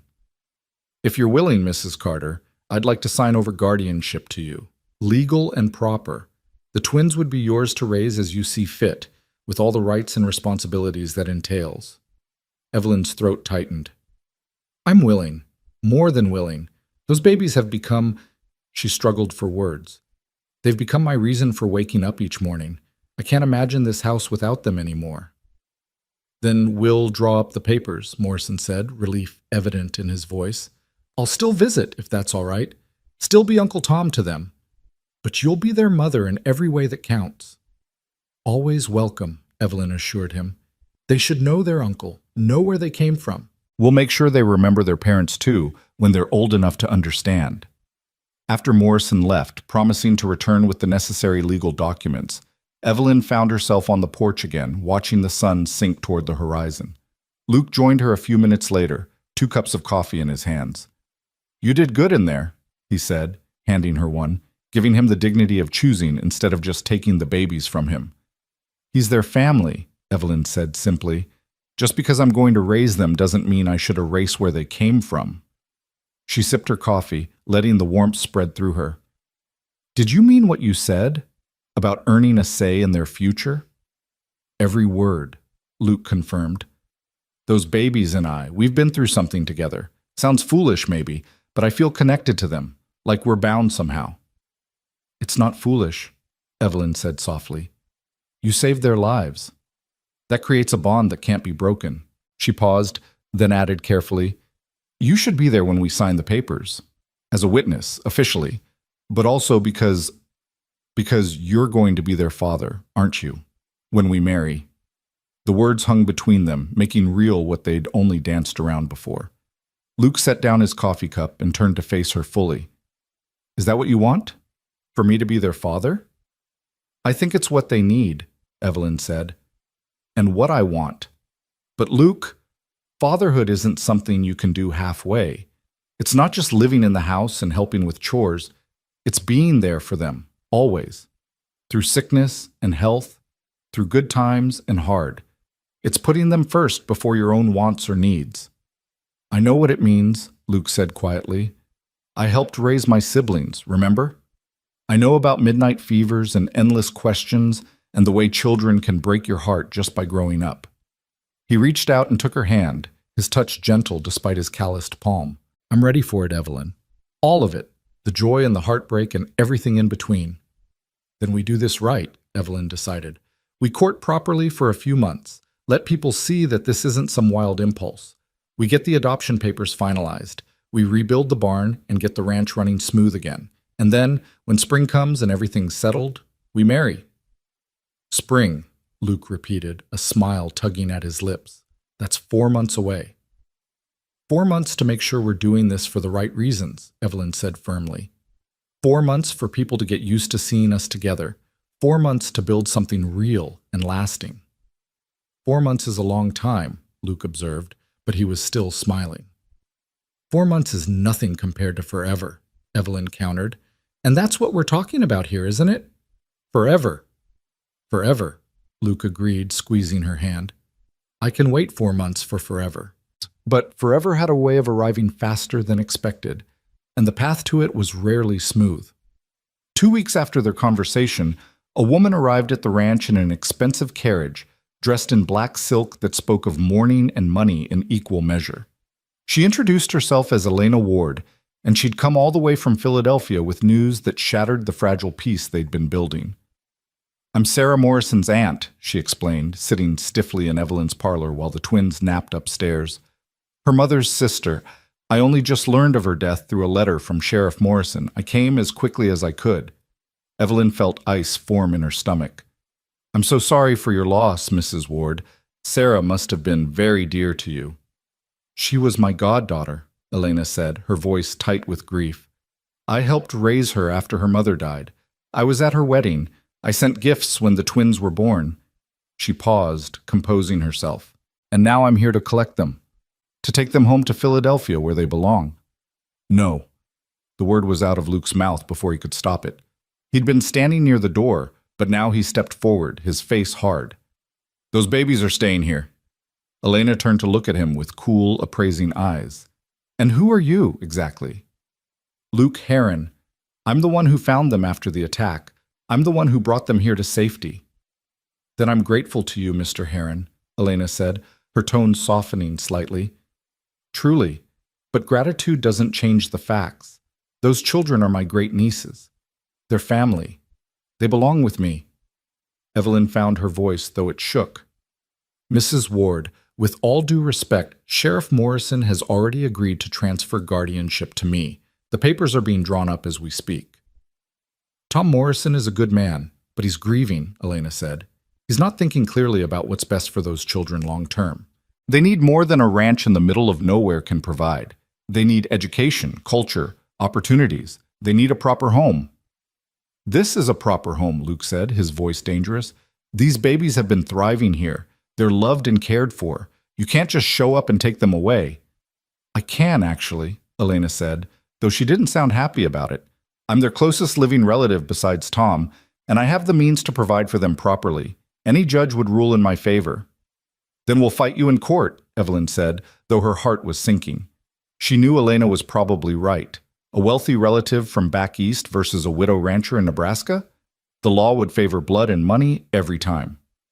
Please don't make this a fight, Elena said, and for the first time, Evelyn heard real emotion in her voice. I know you've grown attached to them. I can see that you've cared for them well, but they're all I have left of Sarah. Can you understand that? They're all I have left. The words hit Evelyn like a physical blow because she did understand. She understood exactly what it felt like to lose everything and cling desperately to what remained. She understood grief and loneliness and the aching need for family, but understanding didn't make it hurt any less. "When?" she asked quietly. "When do you want to take them?" "I have a hotel room in town," Elena said. "I thought I'd stay a few days, get to know them a bit. Then we'd travel back to Philadelphia together." She paused. "I'm not a monster, Mrs. Carter. I know this is hard for you, but I truly believe this is what's best for Grace and Faith." After Elena left, promising to return the next day, Evelyn went upstairs to where the twins were sleeping. She stood over their cradle, tears streaming down her face, as she watched their small chests rise and fall with each breath. Luke came up behind her, wrapping his arms around her waist and pulling her back against his chest. "We can't let this happen," he said fiercely. "We can't let her take them." "What choice do we have?" Evelyn asked brokenly. "She's right, Luke. Any court would side with her. She's family. She's wealthy. She can give them things we never could." "She can give them money and fancy schools," Luke said. "But can she give them what they really need? Can she love them the way you do, the way we do?" "Love might not be enough," Evelyn whispered. "It wasn't enough to save my daughter from fever. It wasn't enough to keep Thomas alive. Maybe love is never enough." Luke turned her around, his hands on her shoulders, forcing her to look at him. "Don't say that. Don't you dare give up on them without a fight." "What kind of fight?" Evelyn demanded. "We have no legal claim, no family connection. We're just the people who happened to be here when they needed help. That doesn't give us rights to them." "Then we make it give us rights," Luke said. "We marry now, today. We go to town and get married, and then you're not a widow alone anymore. You're part of a married couple with a stable home and a working ranch. That has to count for something." "It's not enough time," Evelyn protested. "People will say we're only marrying for the babies, that it's not real." "Then let them say it," Luke said. "I don't care what people think. I care about keeping those babies safe with people who love them. I care about you and me and the family we're trying to build. Everything else can go to hell." Evelyn looked up at him, at this man who'd somehow become essential to her in just a few short weeks. He was right, she realized. They could fight. They could at least try. "All right," she said. "All right, yes. Let's go to town. Let's get married and show Elena Ward that those babies have a real family here. Maybe it won't change anything, but at least we'll have tried." They married that afternoon in the small church in town, with Sheriff Morrison as their witness and the preacher looking slightly confused about the rushed ceremony. Evelyn wore her best dress, the green one she'd worn to her first wedding so many years ago, and Luke wore clean clothes that Charlie had pressed for him. They spoke their vows quickly, urgently, as if speed could somehow make them more binding. "I, Luke Heron, take you, Evelyn Carter, to be my lawfully wedded wife, to have and to hold from this day forward, for better or worse, for richer or poorer, in sickness and in health, until death do us part. I, Evelyn Carter, take you, Luke Heron, to be my lawfully wedded husband, to have and to hold from this day forward, for better or worse, for richer or poorer, in sickness and in health, until death do us part." The words should have felt momentous, life-changing. Instead, they felt like battle armor, protection against what was coming. When the preacher pronounced them husband and wife, Luke kissed her gently, and Evelyn tasted salt. Whether from her tears or his, she couldn't tell. They returned to the ranch as the sun was setting, driving the wagon in silence, each lost in their own thoughts. The twins were with Mrs. Henderson, who'd agreed to watch them for a few hours. When they arrived to collect them, the older woman looked at them both and seemed to understand what had happened. "You got married," she said simply. "Good. Those babies need you both." "We're trying," Evelyn said. "We're trying so hard." That night, they put the twins to bed together, neither wanting to be apart from them for even a moment. Luke read them a story, even though they were too young to understand, his deep voice rumbling through the words of an old fairy tale. Evelyn rocked them afterward, singing a lullaby her own mother had sung to her. "Sleep, my child, and peace attend thee all through the night. Guardian angels God will send thee all through the night." When the babies were finally asleep, Luke and Evelyn retreated to the kitchen, both exhausted and neither ready to face the awkwardness of the marriage bed. They were legally husband and wife now, but the marriage had been born of desperation, not desire. There were proprieties to consider, feelings to navigate. "I'll sleep in Thomas's study," Luke said quietly. Same as I have been. We don't need to. I mean, this marriage is for the babies. We can figure out the rest later. Luke, Evelyn started, not sure what she wanted to say. It's all right, he assured her. I'm not expecting anything just because we said vows today. When things settle, when we're sure the babies are safe, then we can think about what comes next for us. Until then, I'm content to wait. Evelyn felt a rush of gratitude and something deeper, respect perhaps for this man who could have demanded his rights as a husband, but instead chose to give her space and time. Thank you, she whispered, for everything, for marrying me, for fighting for them, for being patient. I'm fighting for us, Luke corrected gently. All of us. You, me, those babies. We're a family now, legal and true. And nobody, not Elena Ward, not any judge, not anybody, is going to tear us apart without the fight of their lives. Elena returned the next morning, and Evelyn met her at the door with Luke at her side, their unified front deliberate and clear. Mrs. Ward, Evelyn said, before you say anything, there's something you should know. Luke and I were married yesterday. Those babies now have 2 parents, not just one. We're a legal family. Elena's eyes widened, then narrowed. How convenient. A marriage that happens to occur just as I arrive to claim the children. The timing might be convenient, Luke said evenly, but the feelings aren't new. Mrs. Carter and I have been planning this for weeks. Your arrival just moved up our timeline. I see, Elena said, though her tone suggested she didn't believe them. Well, congratulations on your marriage, but it doesn't change the fundamental facts. I'm still the children's closest blood relative, and I still intend to take them home. Then let's make a compromise, Evelyn said, the idea forming even as she spoke. Stay here for a while, a week, maybe 2. See how the babies are doing, see how they respond to you versus how they respond to us. If at the end of that time you truly believe they'd be better off in Philadelphia than here with us, then we won't fight you. It was a risk, a terrible risk, but Evelyn couldn't think of any other option. At least this way, they'd have time. Time for Elena to see how much the babies thrived here, how loved they were. Elena considered this, her sharp eyes moving between Evelyn and Luke. 2 weeks, she said finally. I'll stay 2 weeks. But I'm not promising anything, Mrs. Heron. If I still believe Philadelphia is best for them at the end of that time, I'm taking them, and I'll get a court order if I have to.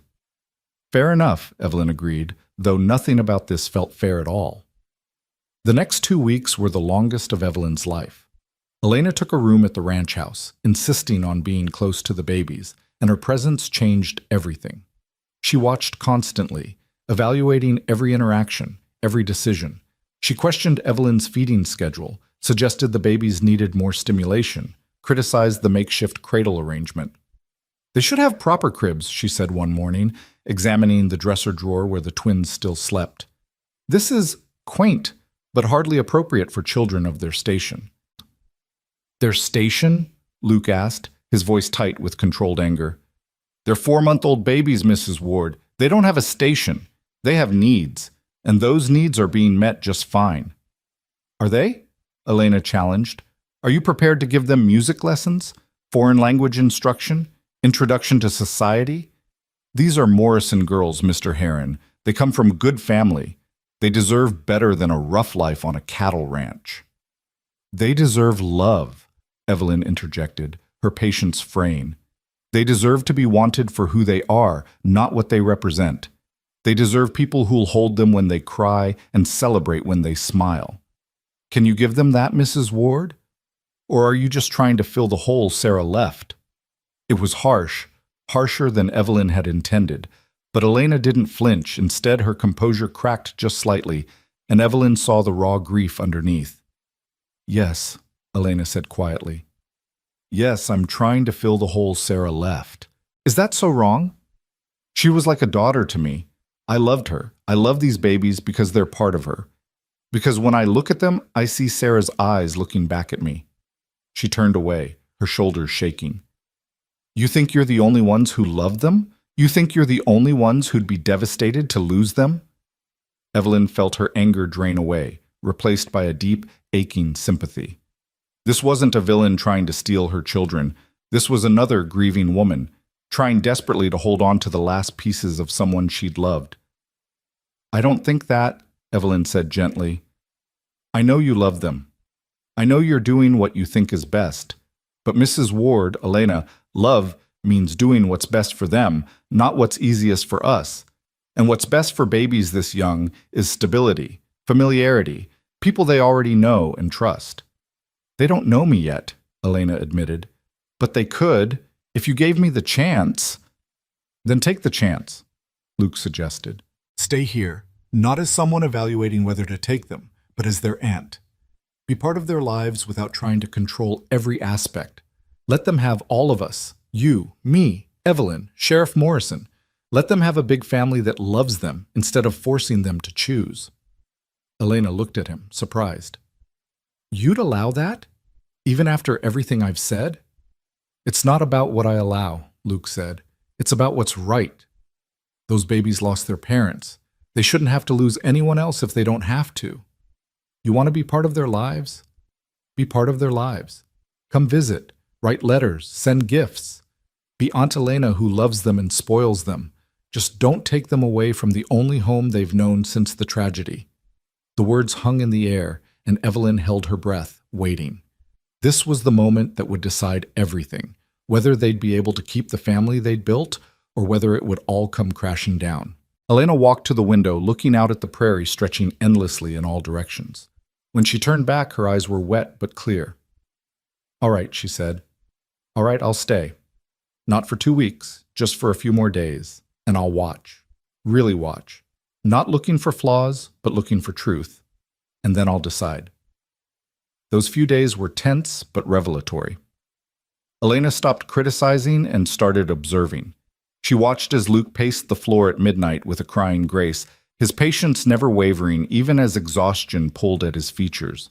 She watched as Evelyn tended to Faith through a bout of colic, her touch gentle and sure, her murmured words full of love. She watched as the twins' faces lit up when either Luke or Evelyn entered the room, how they settled at the sound of familiar voices, how they seemed to know, even at their young age, that they were safe here. On the 4th day, Elena came to breakfast with decision in her eyes. Evelyn's heart stopped, certain this was the moment they'd lose everything. But instead of demanding to pack the baby's things, Elena simply said, "Tell me about your plans for them, not just for now, but for later. For when they're grown." So they told her about the school they'd build on ranch land, bringing in a teacher so the twins and other ranch children could get a proper education. About the music lessons they'd arrange, bringing in someone from town once they were old enough. About the trips they'd take, showing the girls the world beyond the prairie. About the stories they'd tell of Sarah and Jacob, making sure the twins knew where they came from and how much their birth parents had loved them. "We can't give them everything a city could," Evelyn admitted. "We can't give them opera houses or museums or fancy society, but we can give them roots. We can give them land and sky and freedom. We can give them love that doesn't depend on them being perfect or proper. We can give them a home." Elena listened to all of it, her face unreadable. Then she stood and walked to where the twins lay in their cradle, looking down at them with an expression that broke Evelyn's heart. "Sarah loved you so much," Elena whispered to the sleeping babies. "She wanted you to have everything, every opportunity, every advantage. I thought that meant taking you to Philadelphia, giving you the life she would have wanted." She paused, wiping her eyes.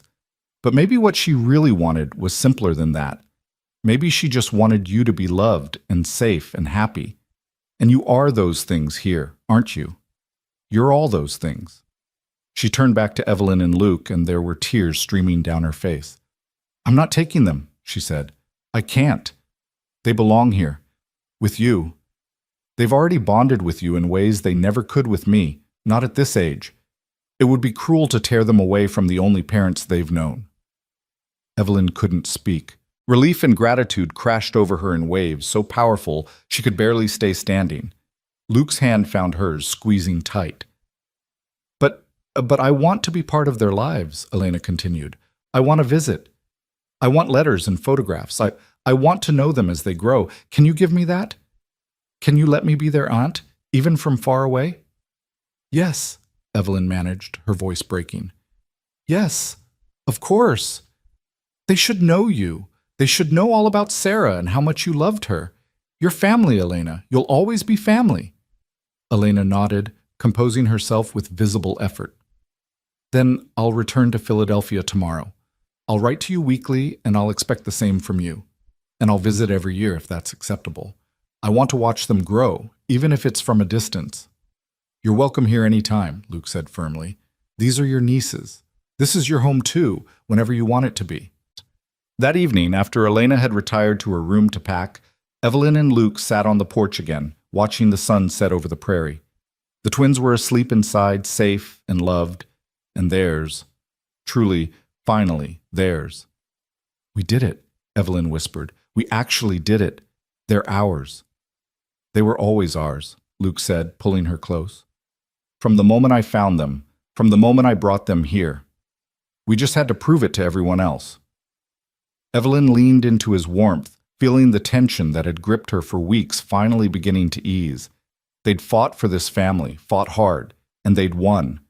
But more than that, they'd shown Elena Ward that love wasn't about control or ownership. It was about doing what was best for the ones you loved, even when it hurt. Luke, Evelyn said after a while, about our marriage. What about it? He asked carefully. We married in haste for the baby's sake. But I don't regret it. She pulled back to look at him. These past few weeks, fighting beside you, building this family with you, I've realized something. I didn't just marry you out of desperation. I married you because I wanted to, because somewhere along the way, without either of us quite noticing, I fell in love with you. Luke's breath caught, his eyes searching hers in the fading light. You mean that? I mean it, Evelyn said firmly. I love you, Luke Heron. I love your courage and your kindness and your stubborn refusal to give up on people. I love the way you hold those babies like they're made of spun glass. I love the way you look at me like I'm strong enough to weather any storm. I love you, and I want this marriage to be real in every way, not just on paper. Luke cupped her face in his hands, his touch reverent. Evelyn Carter Heron, he said, tasting her new name on his tongue. I've loved you since the night I brought those babies here, and you took them without question. I've loved you through every midnight feeding and every moment of fear. I've loved you in every way a man can love a woman, and I always will, forever. He kissed her then, properly this time. Not the chaste kiss of their wedding ceremony, but something deeper, fuller, a promise of everything to come. When they finally pulled apart, both were breathless and smiling. Come to bed with me, Evelyn said softly. Not to Thomas's study, but to our room. Let's start being husband and wife for real. Are you sure? Luke asked, always careful, always giving her the choice. I'm sure, Evelyn said. I'm sure of you, of us, of this life we're building. I'm ready, Luke. I'm ready for all of it. They went inside together, checking on the sleeping twins one last time before retiring to the bedroom that had been Evelyn's alone, but would now be theirs to share. And in the quiet darkness, with the prairie wind singing outside their window, they made their marriage complete, joining their lives and their hearts in the most fundamental way. Later, lying in Luke's arms with her head on his chest, listening to the steady beat of his heart, Evelyn thought about everything that had brought them to this moment. The tragedy and loss, the fear and fighting, the impossible choices and desperate hopes. It had all led here, to this perfect peace, to this small family built from broken pieces. Thank you, she whispered into the darkness. For what? Luke asked, his voice drowsy and content. For being the kind of man who saves babies in the wilderness. For riding 30 miles when you were half dead from exhaustion. For staying when it would have been easier to leave. For loving me and those girls with everything you have. She paused. For giving me a reason to hope again. Luke's arms tightened around her. You're the one who gave me a reason to stay in one place. You're the one who showed me what home could feel like. You're the one who took in 2 orphaned babies and a broken-down cowboy and made us all into a family. He kissed the top of her head. If anyone should be saying thank you, it's me. Then we're both grateful, Evelyn murmured, sleep pulling at her. Both blessed. Both home, Luke agreed, and those were the last words either of them spoke before sleep claimed them, wrapped in each other's arms, secure in the knowledge that whatever came next, they'd face it together. Morning came soft and golden, sunlight spilling through the bedroom window like honey. Evelyn woke to find Luke already awake, propped on one elbow, watching her with an expression so tender it made her chest ache. "Good morning, Mrs. Heron," he said, his voice still rough with sleep. "Good morning, husband," she replied, testing out the word and finding it fit perfectly. "How long have you been awake?" "Not long, just lying here thinking about how different everything looks now." He reached out and tucked a strand of hair behind her ear. "How right it all feels." Before Evelyn could respond, a wail from down the hall announced that Grace was awake and displeased about it. Faith joined in a moment later, their cries harmonizing in that particular way that twins seemed to manage. "Duty calls," Evelyn said with a laugh, throwing back the covers. "Welcome to married life with infants." "Wouldn't trade it for anything," Luke said, pulling on his clothes quickly. "You get Grace, I'll get Faith." They worked together with practiced efficiency, changing diapers and preparing bottles, passing the babies between them in an easy rhythm they'd developed over weeks of care. Elena emerged from her guest room as they were settling in to feed the twins, her traveling dress already on, her bags packed and waiting by the door. "You're leaving this morning?" Evelyn asked, surprised.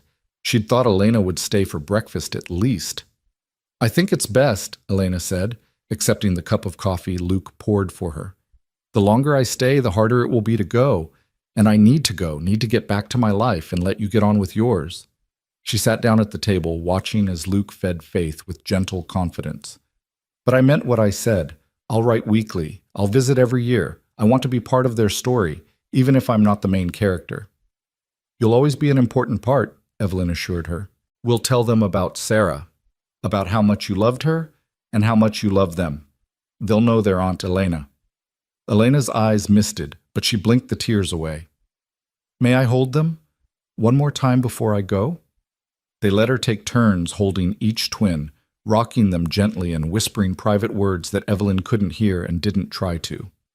This was Elena's goodbye, her moment to grieve what might have been while accepting what was. When she finally handed Faith back to Evelyn, her face was composed but her hands shook slightly. "Take care of them," she said. "Love them enough for all of us who can't be here. And Luke," she turned to him, "thank you. For saving them when no one else could. For being the kind of man who risks everything for children who aren't even his own." "They are mine," Luke said quietly. "Maybe not by blood, but in every way that matters. They're mine." Elena nodded, understanding. Then she gathered her things, accepted Luke's offer to drive her to town to catch the eastbound train, and left without looking back. Evelyn stood on the porch with the twins in her arms, watching the wagon disappear down the road, and felt the last piece of tension finally released from her shoulders. They were safe. The babies were truly, legally, permanently theirs. No one could take them away now. The weeks that followed settled into a new normal that felt less like surviving and more like actually living. The barn had to be rebuilt, and Luke threw himself into the work with the help of Charlie and the other hands. Evelyn would bring the twins out in the afternoon, laying them on a blanket in the shade, while she watched the structure slowly take shape. "You're doing it different from how Thomas built it," she observed one day, studying the new design. Luke paused in his hammering, wiping sweat from his forehead. "Hope that's all right. Just thought we could improve on the original design. Better ventilation, stronger support beams. Thomas built a good barn, but I figure we can build a better one." Evelyn smiled at the careful way he acknowledged her late husband while still putting his own stamp on things. That was Luke's way, respectful of the past, but not imprisoned by it. "I think it's perfect." Thomas would approve of making improvements. He always said a smart man learns from what came before, but isn't afraid to try something new.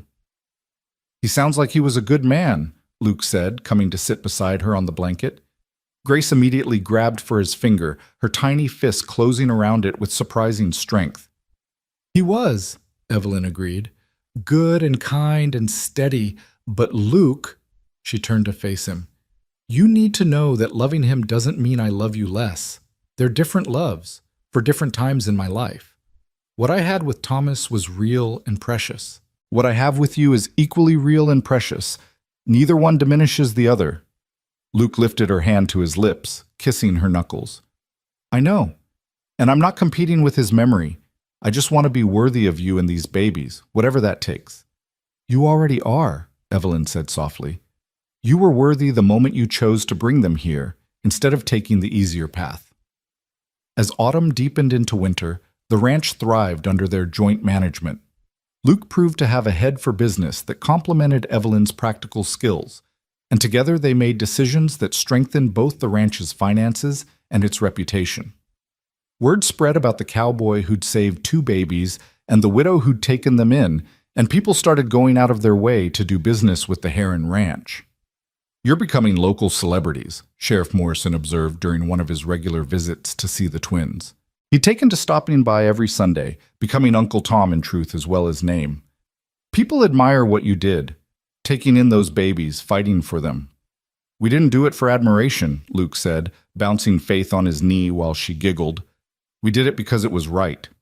"I know that," Morrison said. "That's why people admire it. Doing the right thing when it costs you something. That's what character looks like." The twins grew and changed with each passing week, becoming more alert and responsive. They smiled now, real smiles that lit up their whole faces, and they'd started making sounds that weren't quite words but weren't just babbling either. Grace was the more adventurous of the two, always reaching for things just beyond her grasp, while Faith was contemplative, content to watch and observe before acting. "They're so different," Evelyn marveled one evening as she and Luke got the babies ready for bed. "I thought twins would be more alike." "They're individuals," Luke said, tickling Grace's belly until she squealed with delight. "Just happen to share a birthday and a face. But inside, they're their own people." He paused, his expression growing serious. "We need to make sure we let them be themselves. Not try to make them into copies of each other, or of what we think they should be." "Agreed," Evelyn said, recognizing the wisdom in his words. "We'll love them for who they are, not who we want them to be." Winter brought snow that blanketed the prairie in white silence, and with it came a visitor neither of them expected. Evelyn was in the kitchen making bread when she heard horses outside, and when she looked through the window, her heart nearly stopped. 4 men on horseback, and even at this distance, she could see the hard look about them that spoke of violence and danger. Luke was out checking on the cattle, and Charlie and the other hands were scattered across the property doing various tasks. She was alone in the house except for the twins sleeping upstairs. The men dismounted and approached the house, and as they got closer, Evelyn felt ice in her veins. She recognized them from Luke's description. These were the outlaws who'd killed the twins' family at Dead Man's Crossing. These were the murderers who'd somehow found their way here.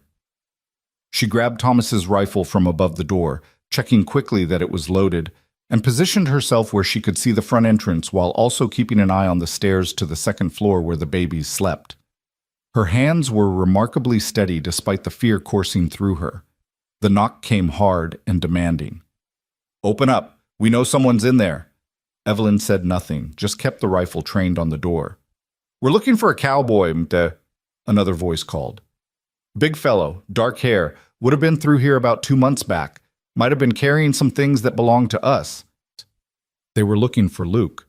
They'd somehow tracked him here, probably asking questions in town, piecing together the story of the babies and their rescue.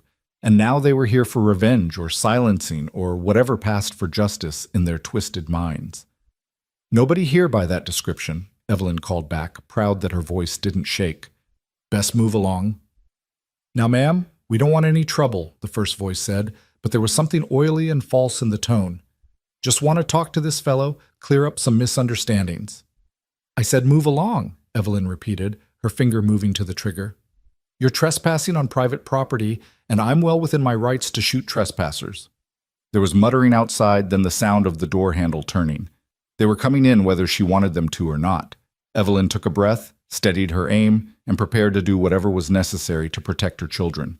But before the door could open, a rifle shot cracked through the winter air, and one of the horses outside screamed and reared.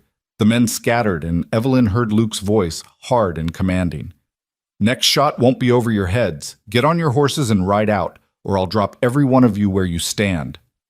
She moved to the window and saw Luke standing by the barn, his rifle raised, with Charlie and 3 other hands spreading out behind him. The outlaws were outnumbered and exposed, and they knew it. "This ain't over," one of them snarled. You can't watch your back forever, cowboy. Maybe not, Luke said, his voice carrying across the yard. But I can watch it today. And Sheriff Morrison knows all your faces. You so much as show up in this county again, you'll hang. Now ride. The men mounted up and left at a gallop, throwing curses over their shoulders. Luke waited until they were out of sight before lowering his rifle and running to the house. He burst through the door to find Evelyn still holding Thomas's rifle, her whole body shaking now that the danger had passed. "Are you all right?" he demanded, pulling her into his arms, rifle and all. "Did they hurt you? Did they get inside?" "No, I'm fine. The babies are fine," Evelyn managed. "But, Luke, they were looking for you. They tracked you here." "I know," Luke said grimly. "I saw them ride up from the north pasture, recognized them immediately. That's why I came in fast and got the men together." He pulled back to look at her face. "Evelyn, I'm so sorry. I brought this danger to your door. If they'd hurt you or the babies—" "But they didn't," Evelyn interrupted. "You got here in time. We're all safe." "This time," Luke said. "But they meant what they said. They'll be back or they'll send others. I can't let that happen. I can't put you and the babies at risk." Evelyn felt her stomach drop. "What are you saying?" "I'm saying I need to end this," Luke said. "Those men killed 5 people and got away with it. They think they can come here and threaten my family. I can't let that stand." "Luke Herron, you are not going after 4 armed outlaws alone," Evelyn said fiercely. "I won't allow it. We'll get the sheriff. We'll get a proper posse together." "By the time Morrison gets here, they'll be long gone," Luke argued. "And next time they come, they'll come when I'm not here to stop them, when you're alone with the babies." His jaw set stubbornly. "I have to do this, Evelyn. I have to make sure they can never threaten you again." "And what if they kill you?" Evelyn demanded, her voice breaking. "What if you ride out there and don't come back? Those babies will lose another father, and I'll lose—" She couldn't finish, couldn't voice the thought of losing him. Luke cupped her face in his hands, his expression anguished. "I'll come back. I swear to you, I'll come back. But I can't sit here knowing they're out there, knowing they could return any time. I won't live like that, and I won't make you live like that." They stood frozen, locked in that terrible moment of decision. Then Charlie cleared his throat from the doorway. "Begging your pardon, boss, but you're not going alone. Me and the boys, we all heard what happened at Dead Man's Crossing. We all know what those men did. If you're going after them, we're going with you." He paused. "Besides, Mrs. Herron's right. 4 against 1 is suicide odds. 4 against 6? That's more reasonable." Luke looked at his men, seeing their grim determination, then back at Evelyn. "If I take the men, you'll be alone here." "I'll be fine," Evelyn said, though her heart was screaming at him not to go. "I can handle the ranch for a few days. Mrs. Henderson can come stay with me and the babies. Just promise me you'll be careful. Promise me you'll come back." "I promise," Luke said, sealing it with a kiss that felt like both farewell and vow. "I'll come back to you. Always." They rode out within the hour, 6 men on 6 horses, tracking 4 outlaws across the frozen prairie. Evelyn watched them go from the porch, the twins bundled in her arms, and prayed harder than she'd ever prayed in her life. Mrs. Henderson arrived that evening, took one look at Evelyn's face, and immediately took over the cooking and baby care, insisting that Evelyn rest even though rest was impossible. The next 2 days crawled by in agony. Every sound made Evelyn jump, certain it was either the outlaws returning or someone coming to tell her Luke was dead. On the 3rd day, Sheriff Morrison arrived with news. "They found them," he said without preamble. "Your husband and his men caught up with those outlaws at an abandoned line shack near the border. There was a fight." Evelyn's knees went weak, and she had to sit down. "Is he—" "He's alive," Morrison said quickly. "Luke's alive. Got winged by a bullet. Nothing serious. But the doc in town is patching him up now. 2 of the outlaws are dead, the other 2 are in my jail awaiting trial. It's over, Mrs. Herron. Those men won't be threatening anyone ever again." Relief crashed over Evelyn so powerfully she couldn't speak, could only sit there with tears streaming down her face while Mrs. Henderson made comforting noises and the sheriff shifted awkwardly. "There's more," Morrison said when she'd composed herself. "The outlaws had reward money on their heads. Turns out they'd been wanted for robberies and murders all across 3 territories. The reward money, It's substantial. Almost $3,000. That's yours and Luke's, split with the men who helped bring them in. $3,000. That was more money than the ranch made in 2 good years. That was enough to expand the herd, build a proper school, secure the twins' futures. We don't want blood money, Evelyn said immediately. Those men died because of what they did to the twins' family. Any money from their capture should go toward helping other victims. Noble sentiment, Morrison said, but there's a practical side to consider. That money could make your life a lot easier, could give those babies more opportunities. We'll think about it, Evelyn said. Right now, I just want my husband home. Luke returned that evening, his left arm in a sling, his face exhausted but triumphant. Evelyn ran to him, careful of his injury, and he caught her with his good arm, holding her tight. Told you I'd come back, he murmured into her hair. You got shot, she accused, pulling back to examine the bandage. Barely a scratch. Doc says I'll be good as new in a few weeks. He looked past her to where the twins were watching from their playpen, eyes wide at all the commotion. Are they all right? Were there any more problems? They're perfect, Evelyn assured him. We've all been perfect, just worried sick about you. That night, after the babies were asleep and Mrs. Henderson had returned to her own home, Luke and Evelyn lay in bed together, his injured arm between them, but their hands clasped tight. I was so scared, Evelyn admitted in the darkness. When you left, I thought I might never see you again. I kept thinking about how I'd only just found you, only just started building this life, and I might lose it all. I'm sorry I put you through that, Luke said, but it had to be done. Those men, they would have kept coming, kept threatening. The only way to keep you and the babies safe was to end it. I know, Evelyn said. I understand why you had to go, but Luke, promise me something. Promise me you won't do anything like that again without talking to me first. We're partners now. We make decisions together. I promise, Luke said. Though I hope there's never a reason to do anything like that again. I've had enough excitement to last a lifetime. Me too, Evelyn agreed. From now on, I vote for boring, peaceful, no more outlaws or life-threatening situations. Luke laughed softly. With 2 babies? Good luck with that. The winter passed into spring, and with it came healing. Luke's arm mended, the ranch prospered, and the twins grew bigger and stronger every day. They started sitting up on their own, then crawling, then pulling themselves up on furniture. Grace took her first steps at 10 months, with Faith following a week later, and suddenly the house was full of tottering, giggling babies getting into everything. Elena kept her promise about writing weekly, and her letters were full of questions about the twins' progress and stories about her life in Philadelphia. She sent gifts. Beautiful dresses the twins immediately got dirty, educational toys they mostly ignored in favor of pots and spoons from the kitchen, books they were too young to understand but that Evelyn read to them anyway. In May, a full year after the tragedy at Dead Man's Crossing, Elena returned for her first visit. She stepped off the train to find 2 toddlers running to greet her, their faces alight with excitement at seeing the aunt they knew from photographs and stories. They've grown so much, Elena said, tears streaming down her face as she knelt to embrace them.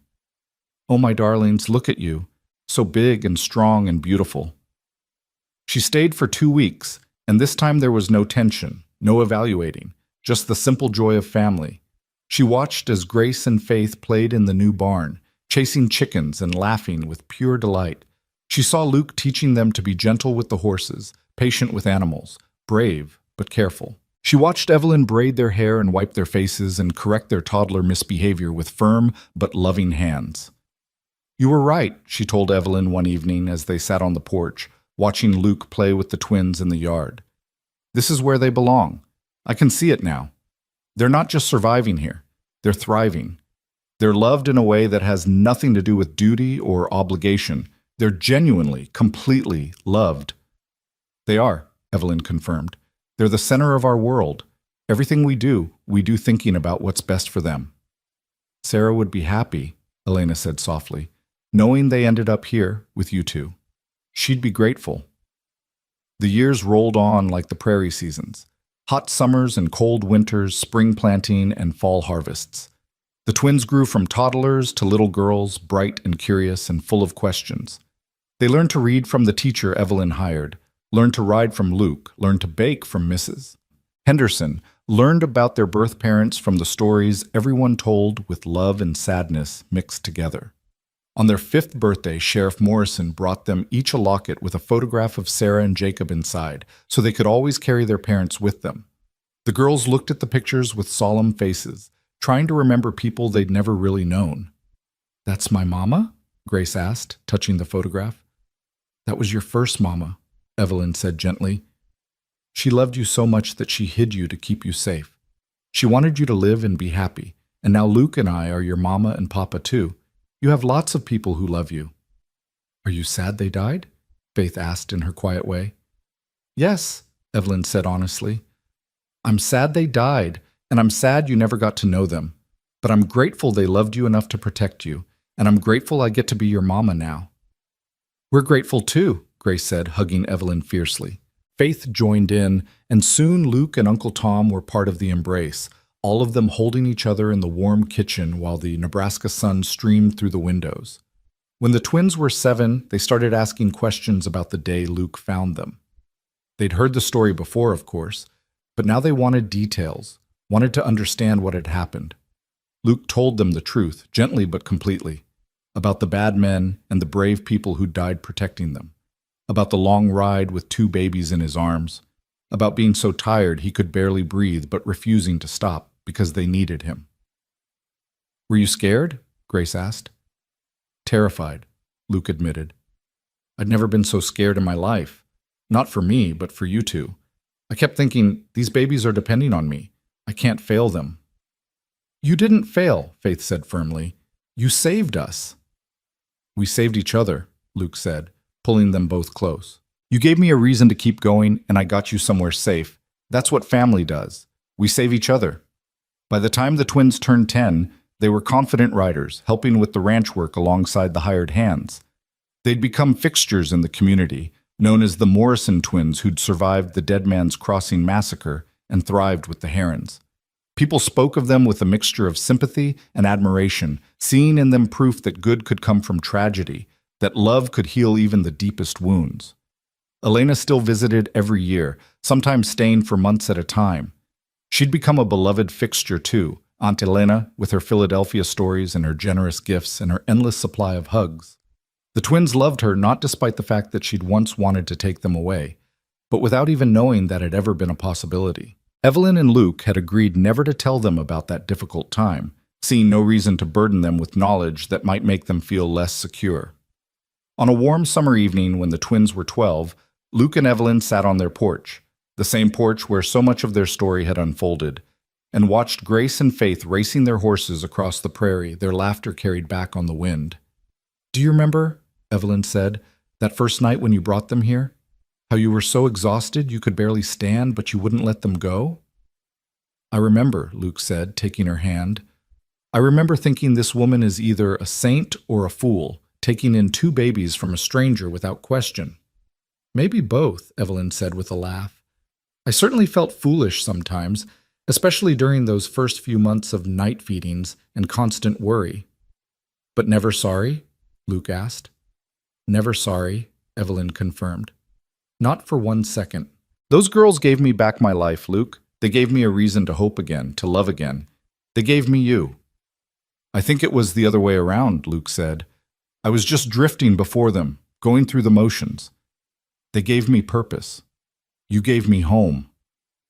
They sat in comfortable silence, watching their daughters play as the sun began its descent. The twins had Sarah's dark hair and Jacob's smile, but they had Evelyn's determination and Luke's courage.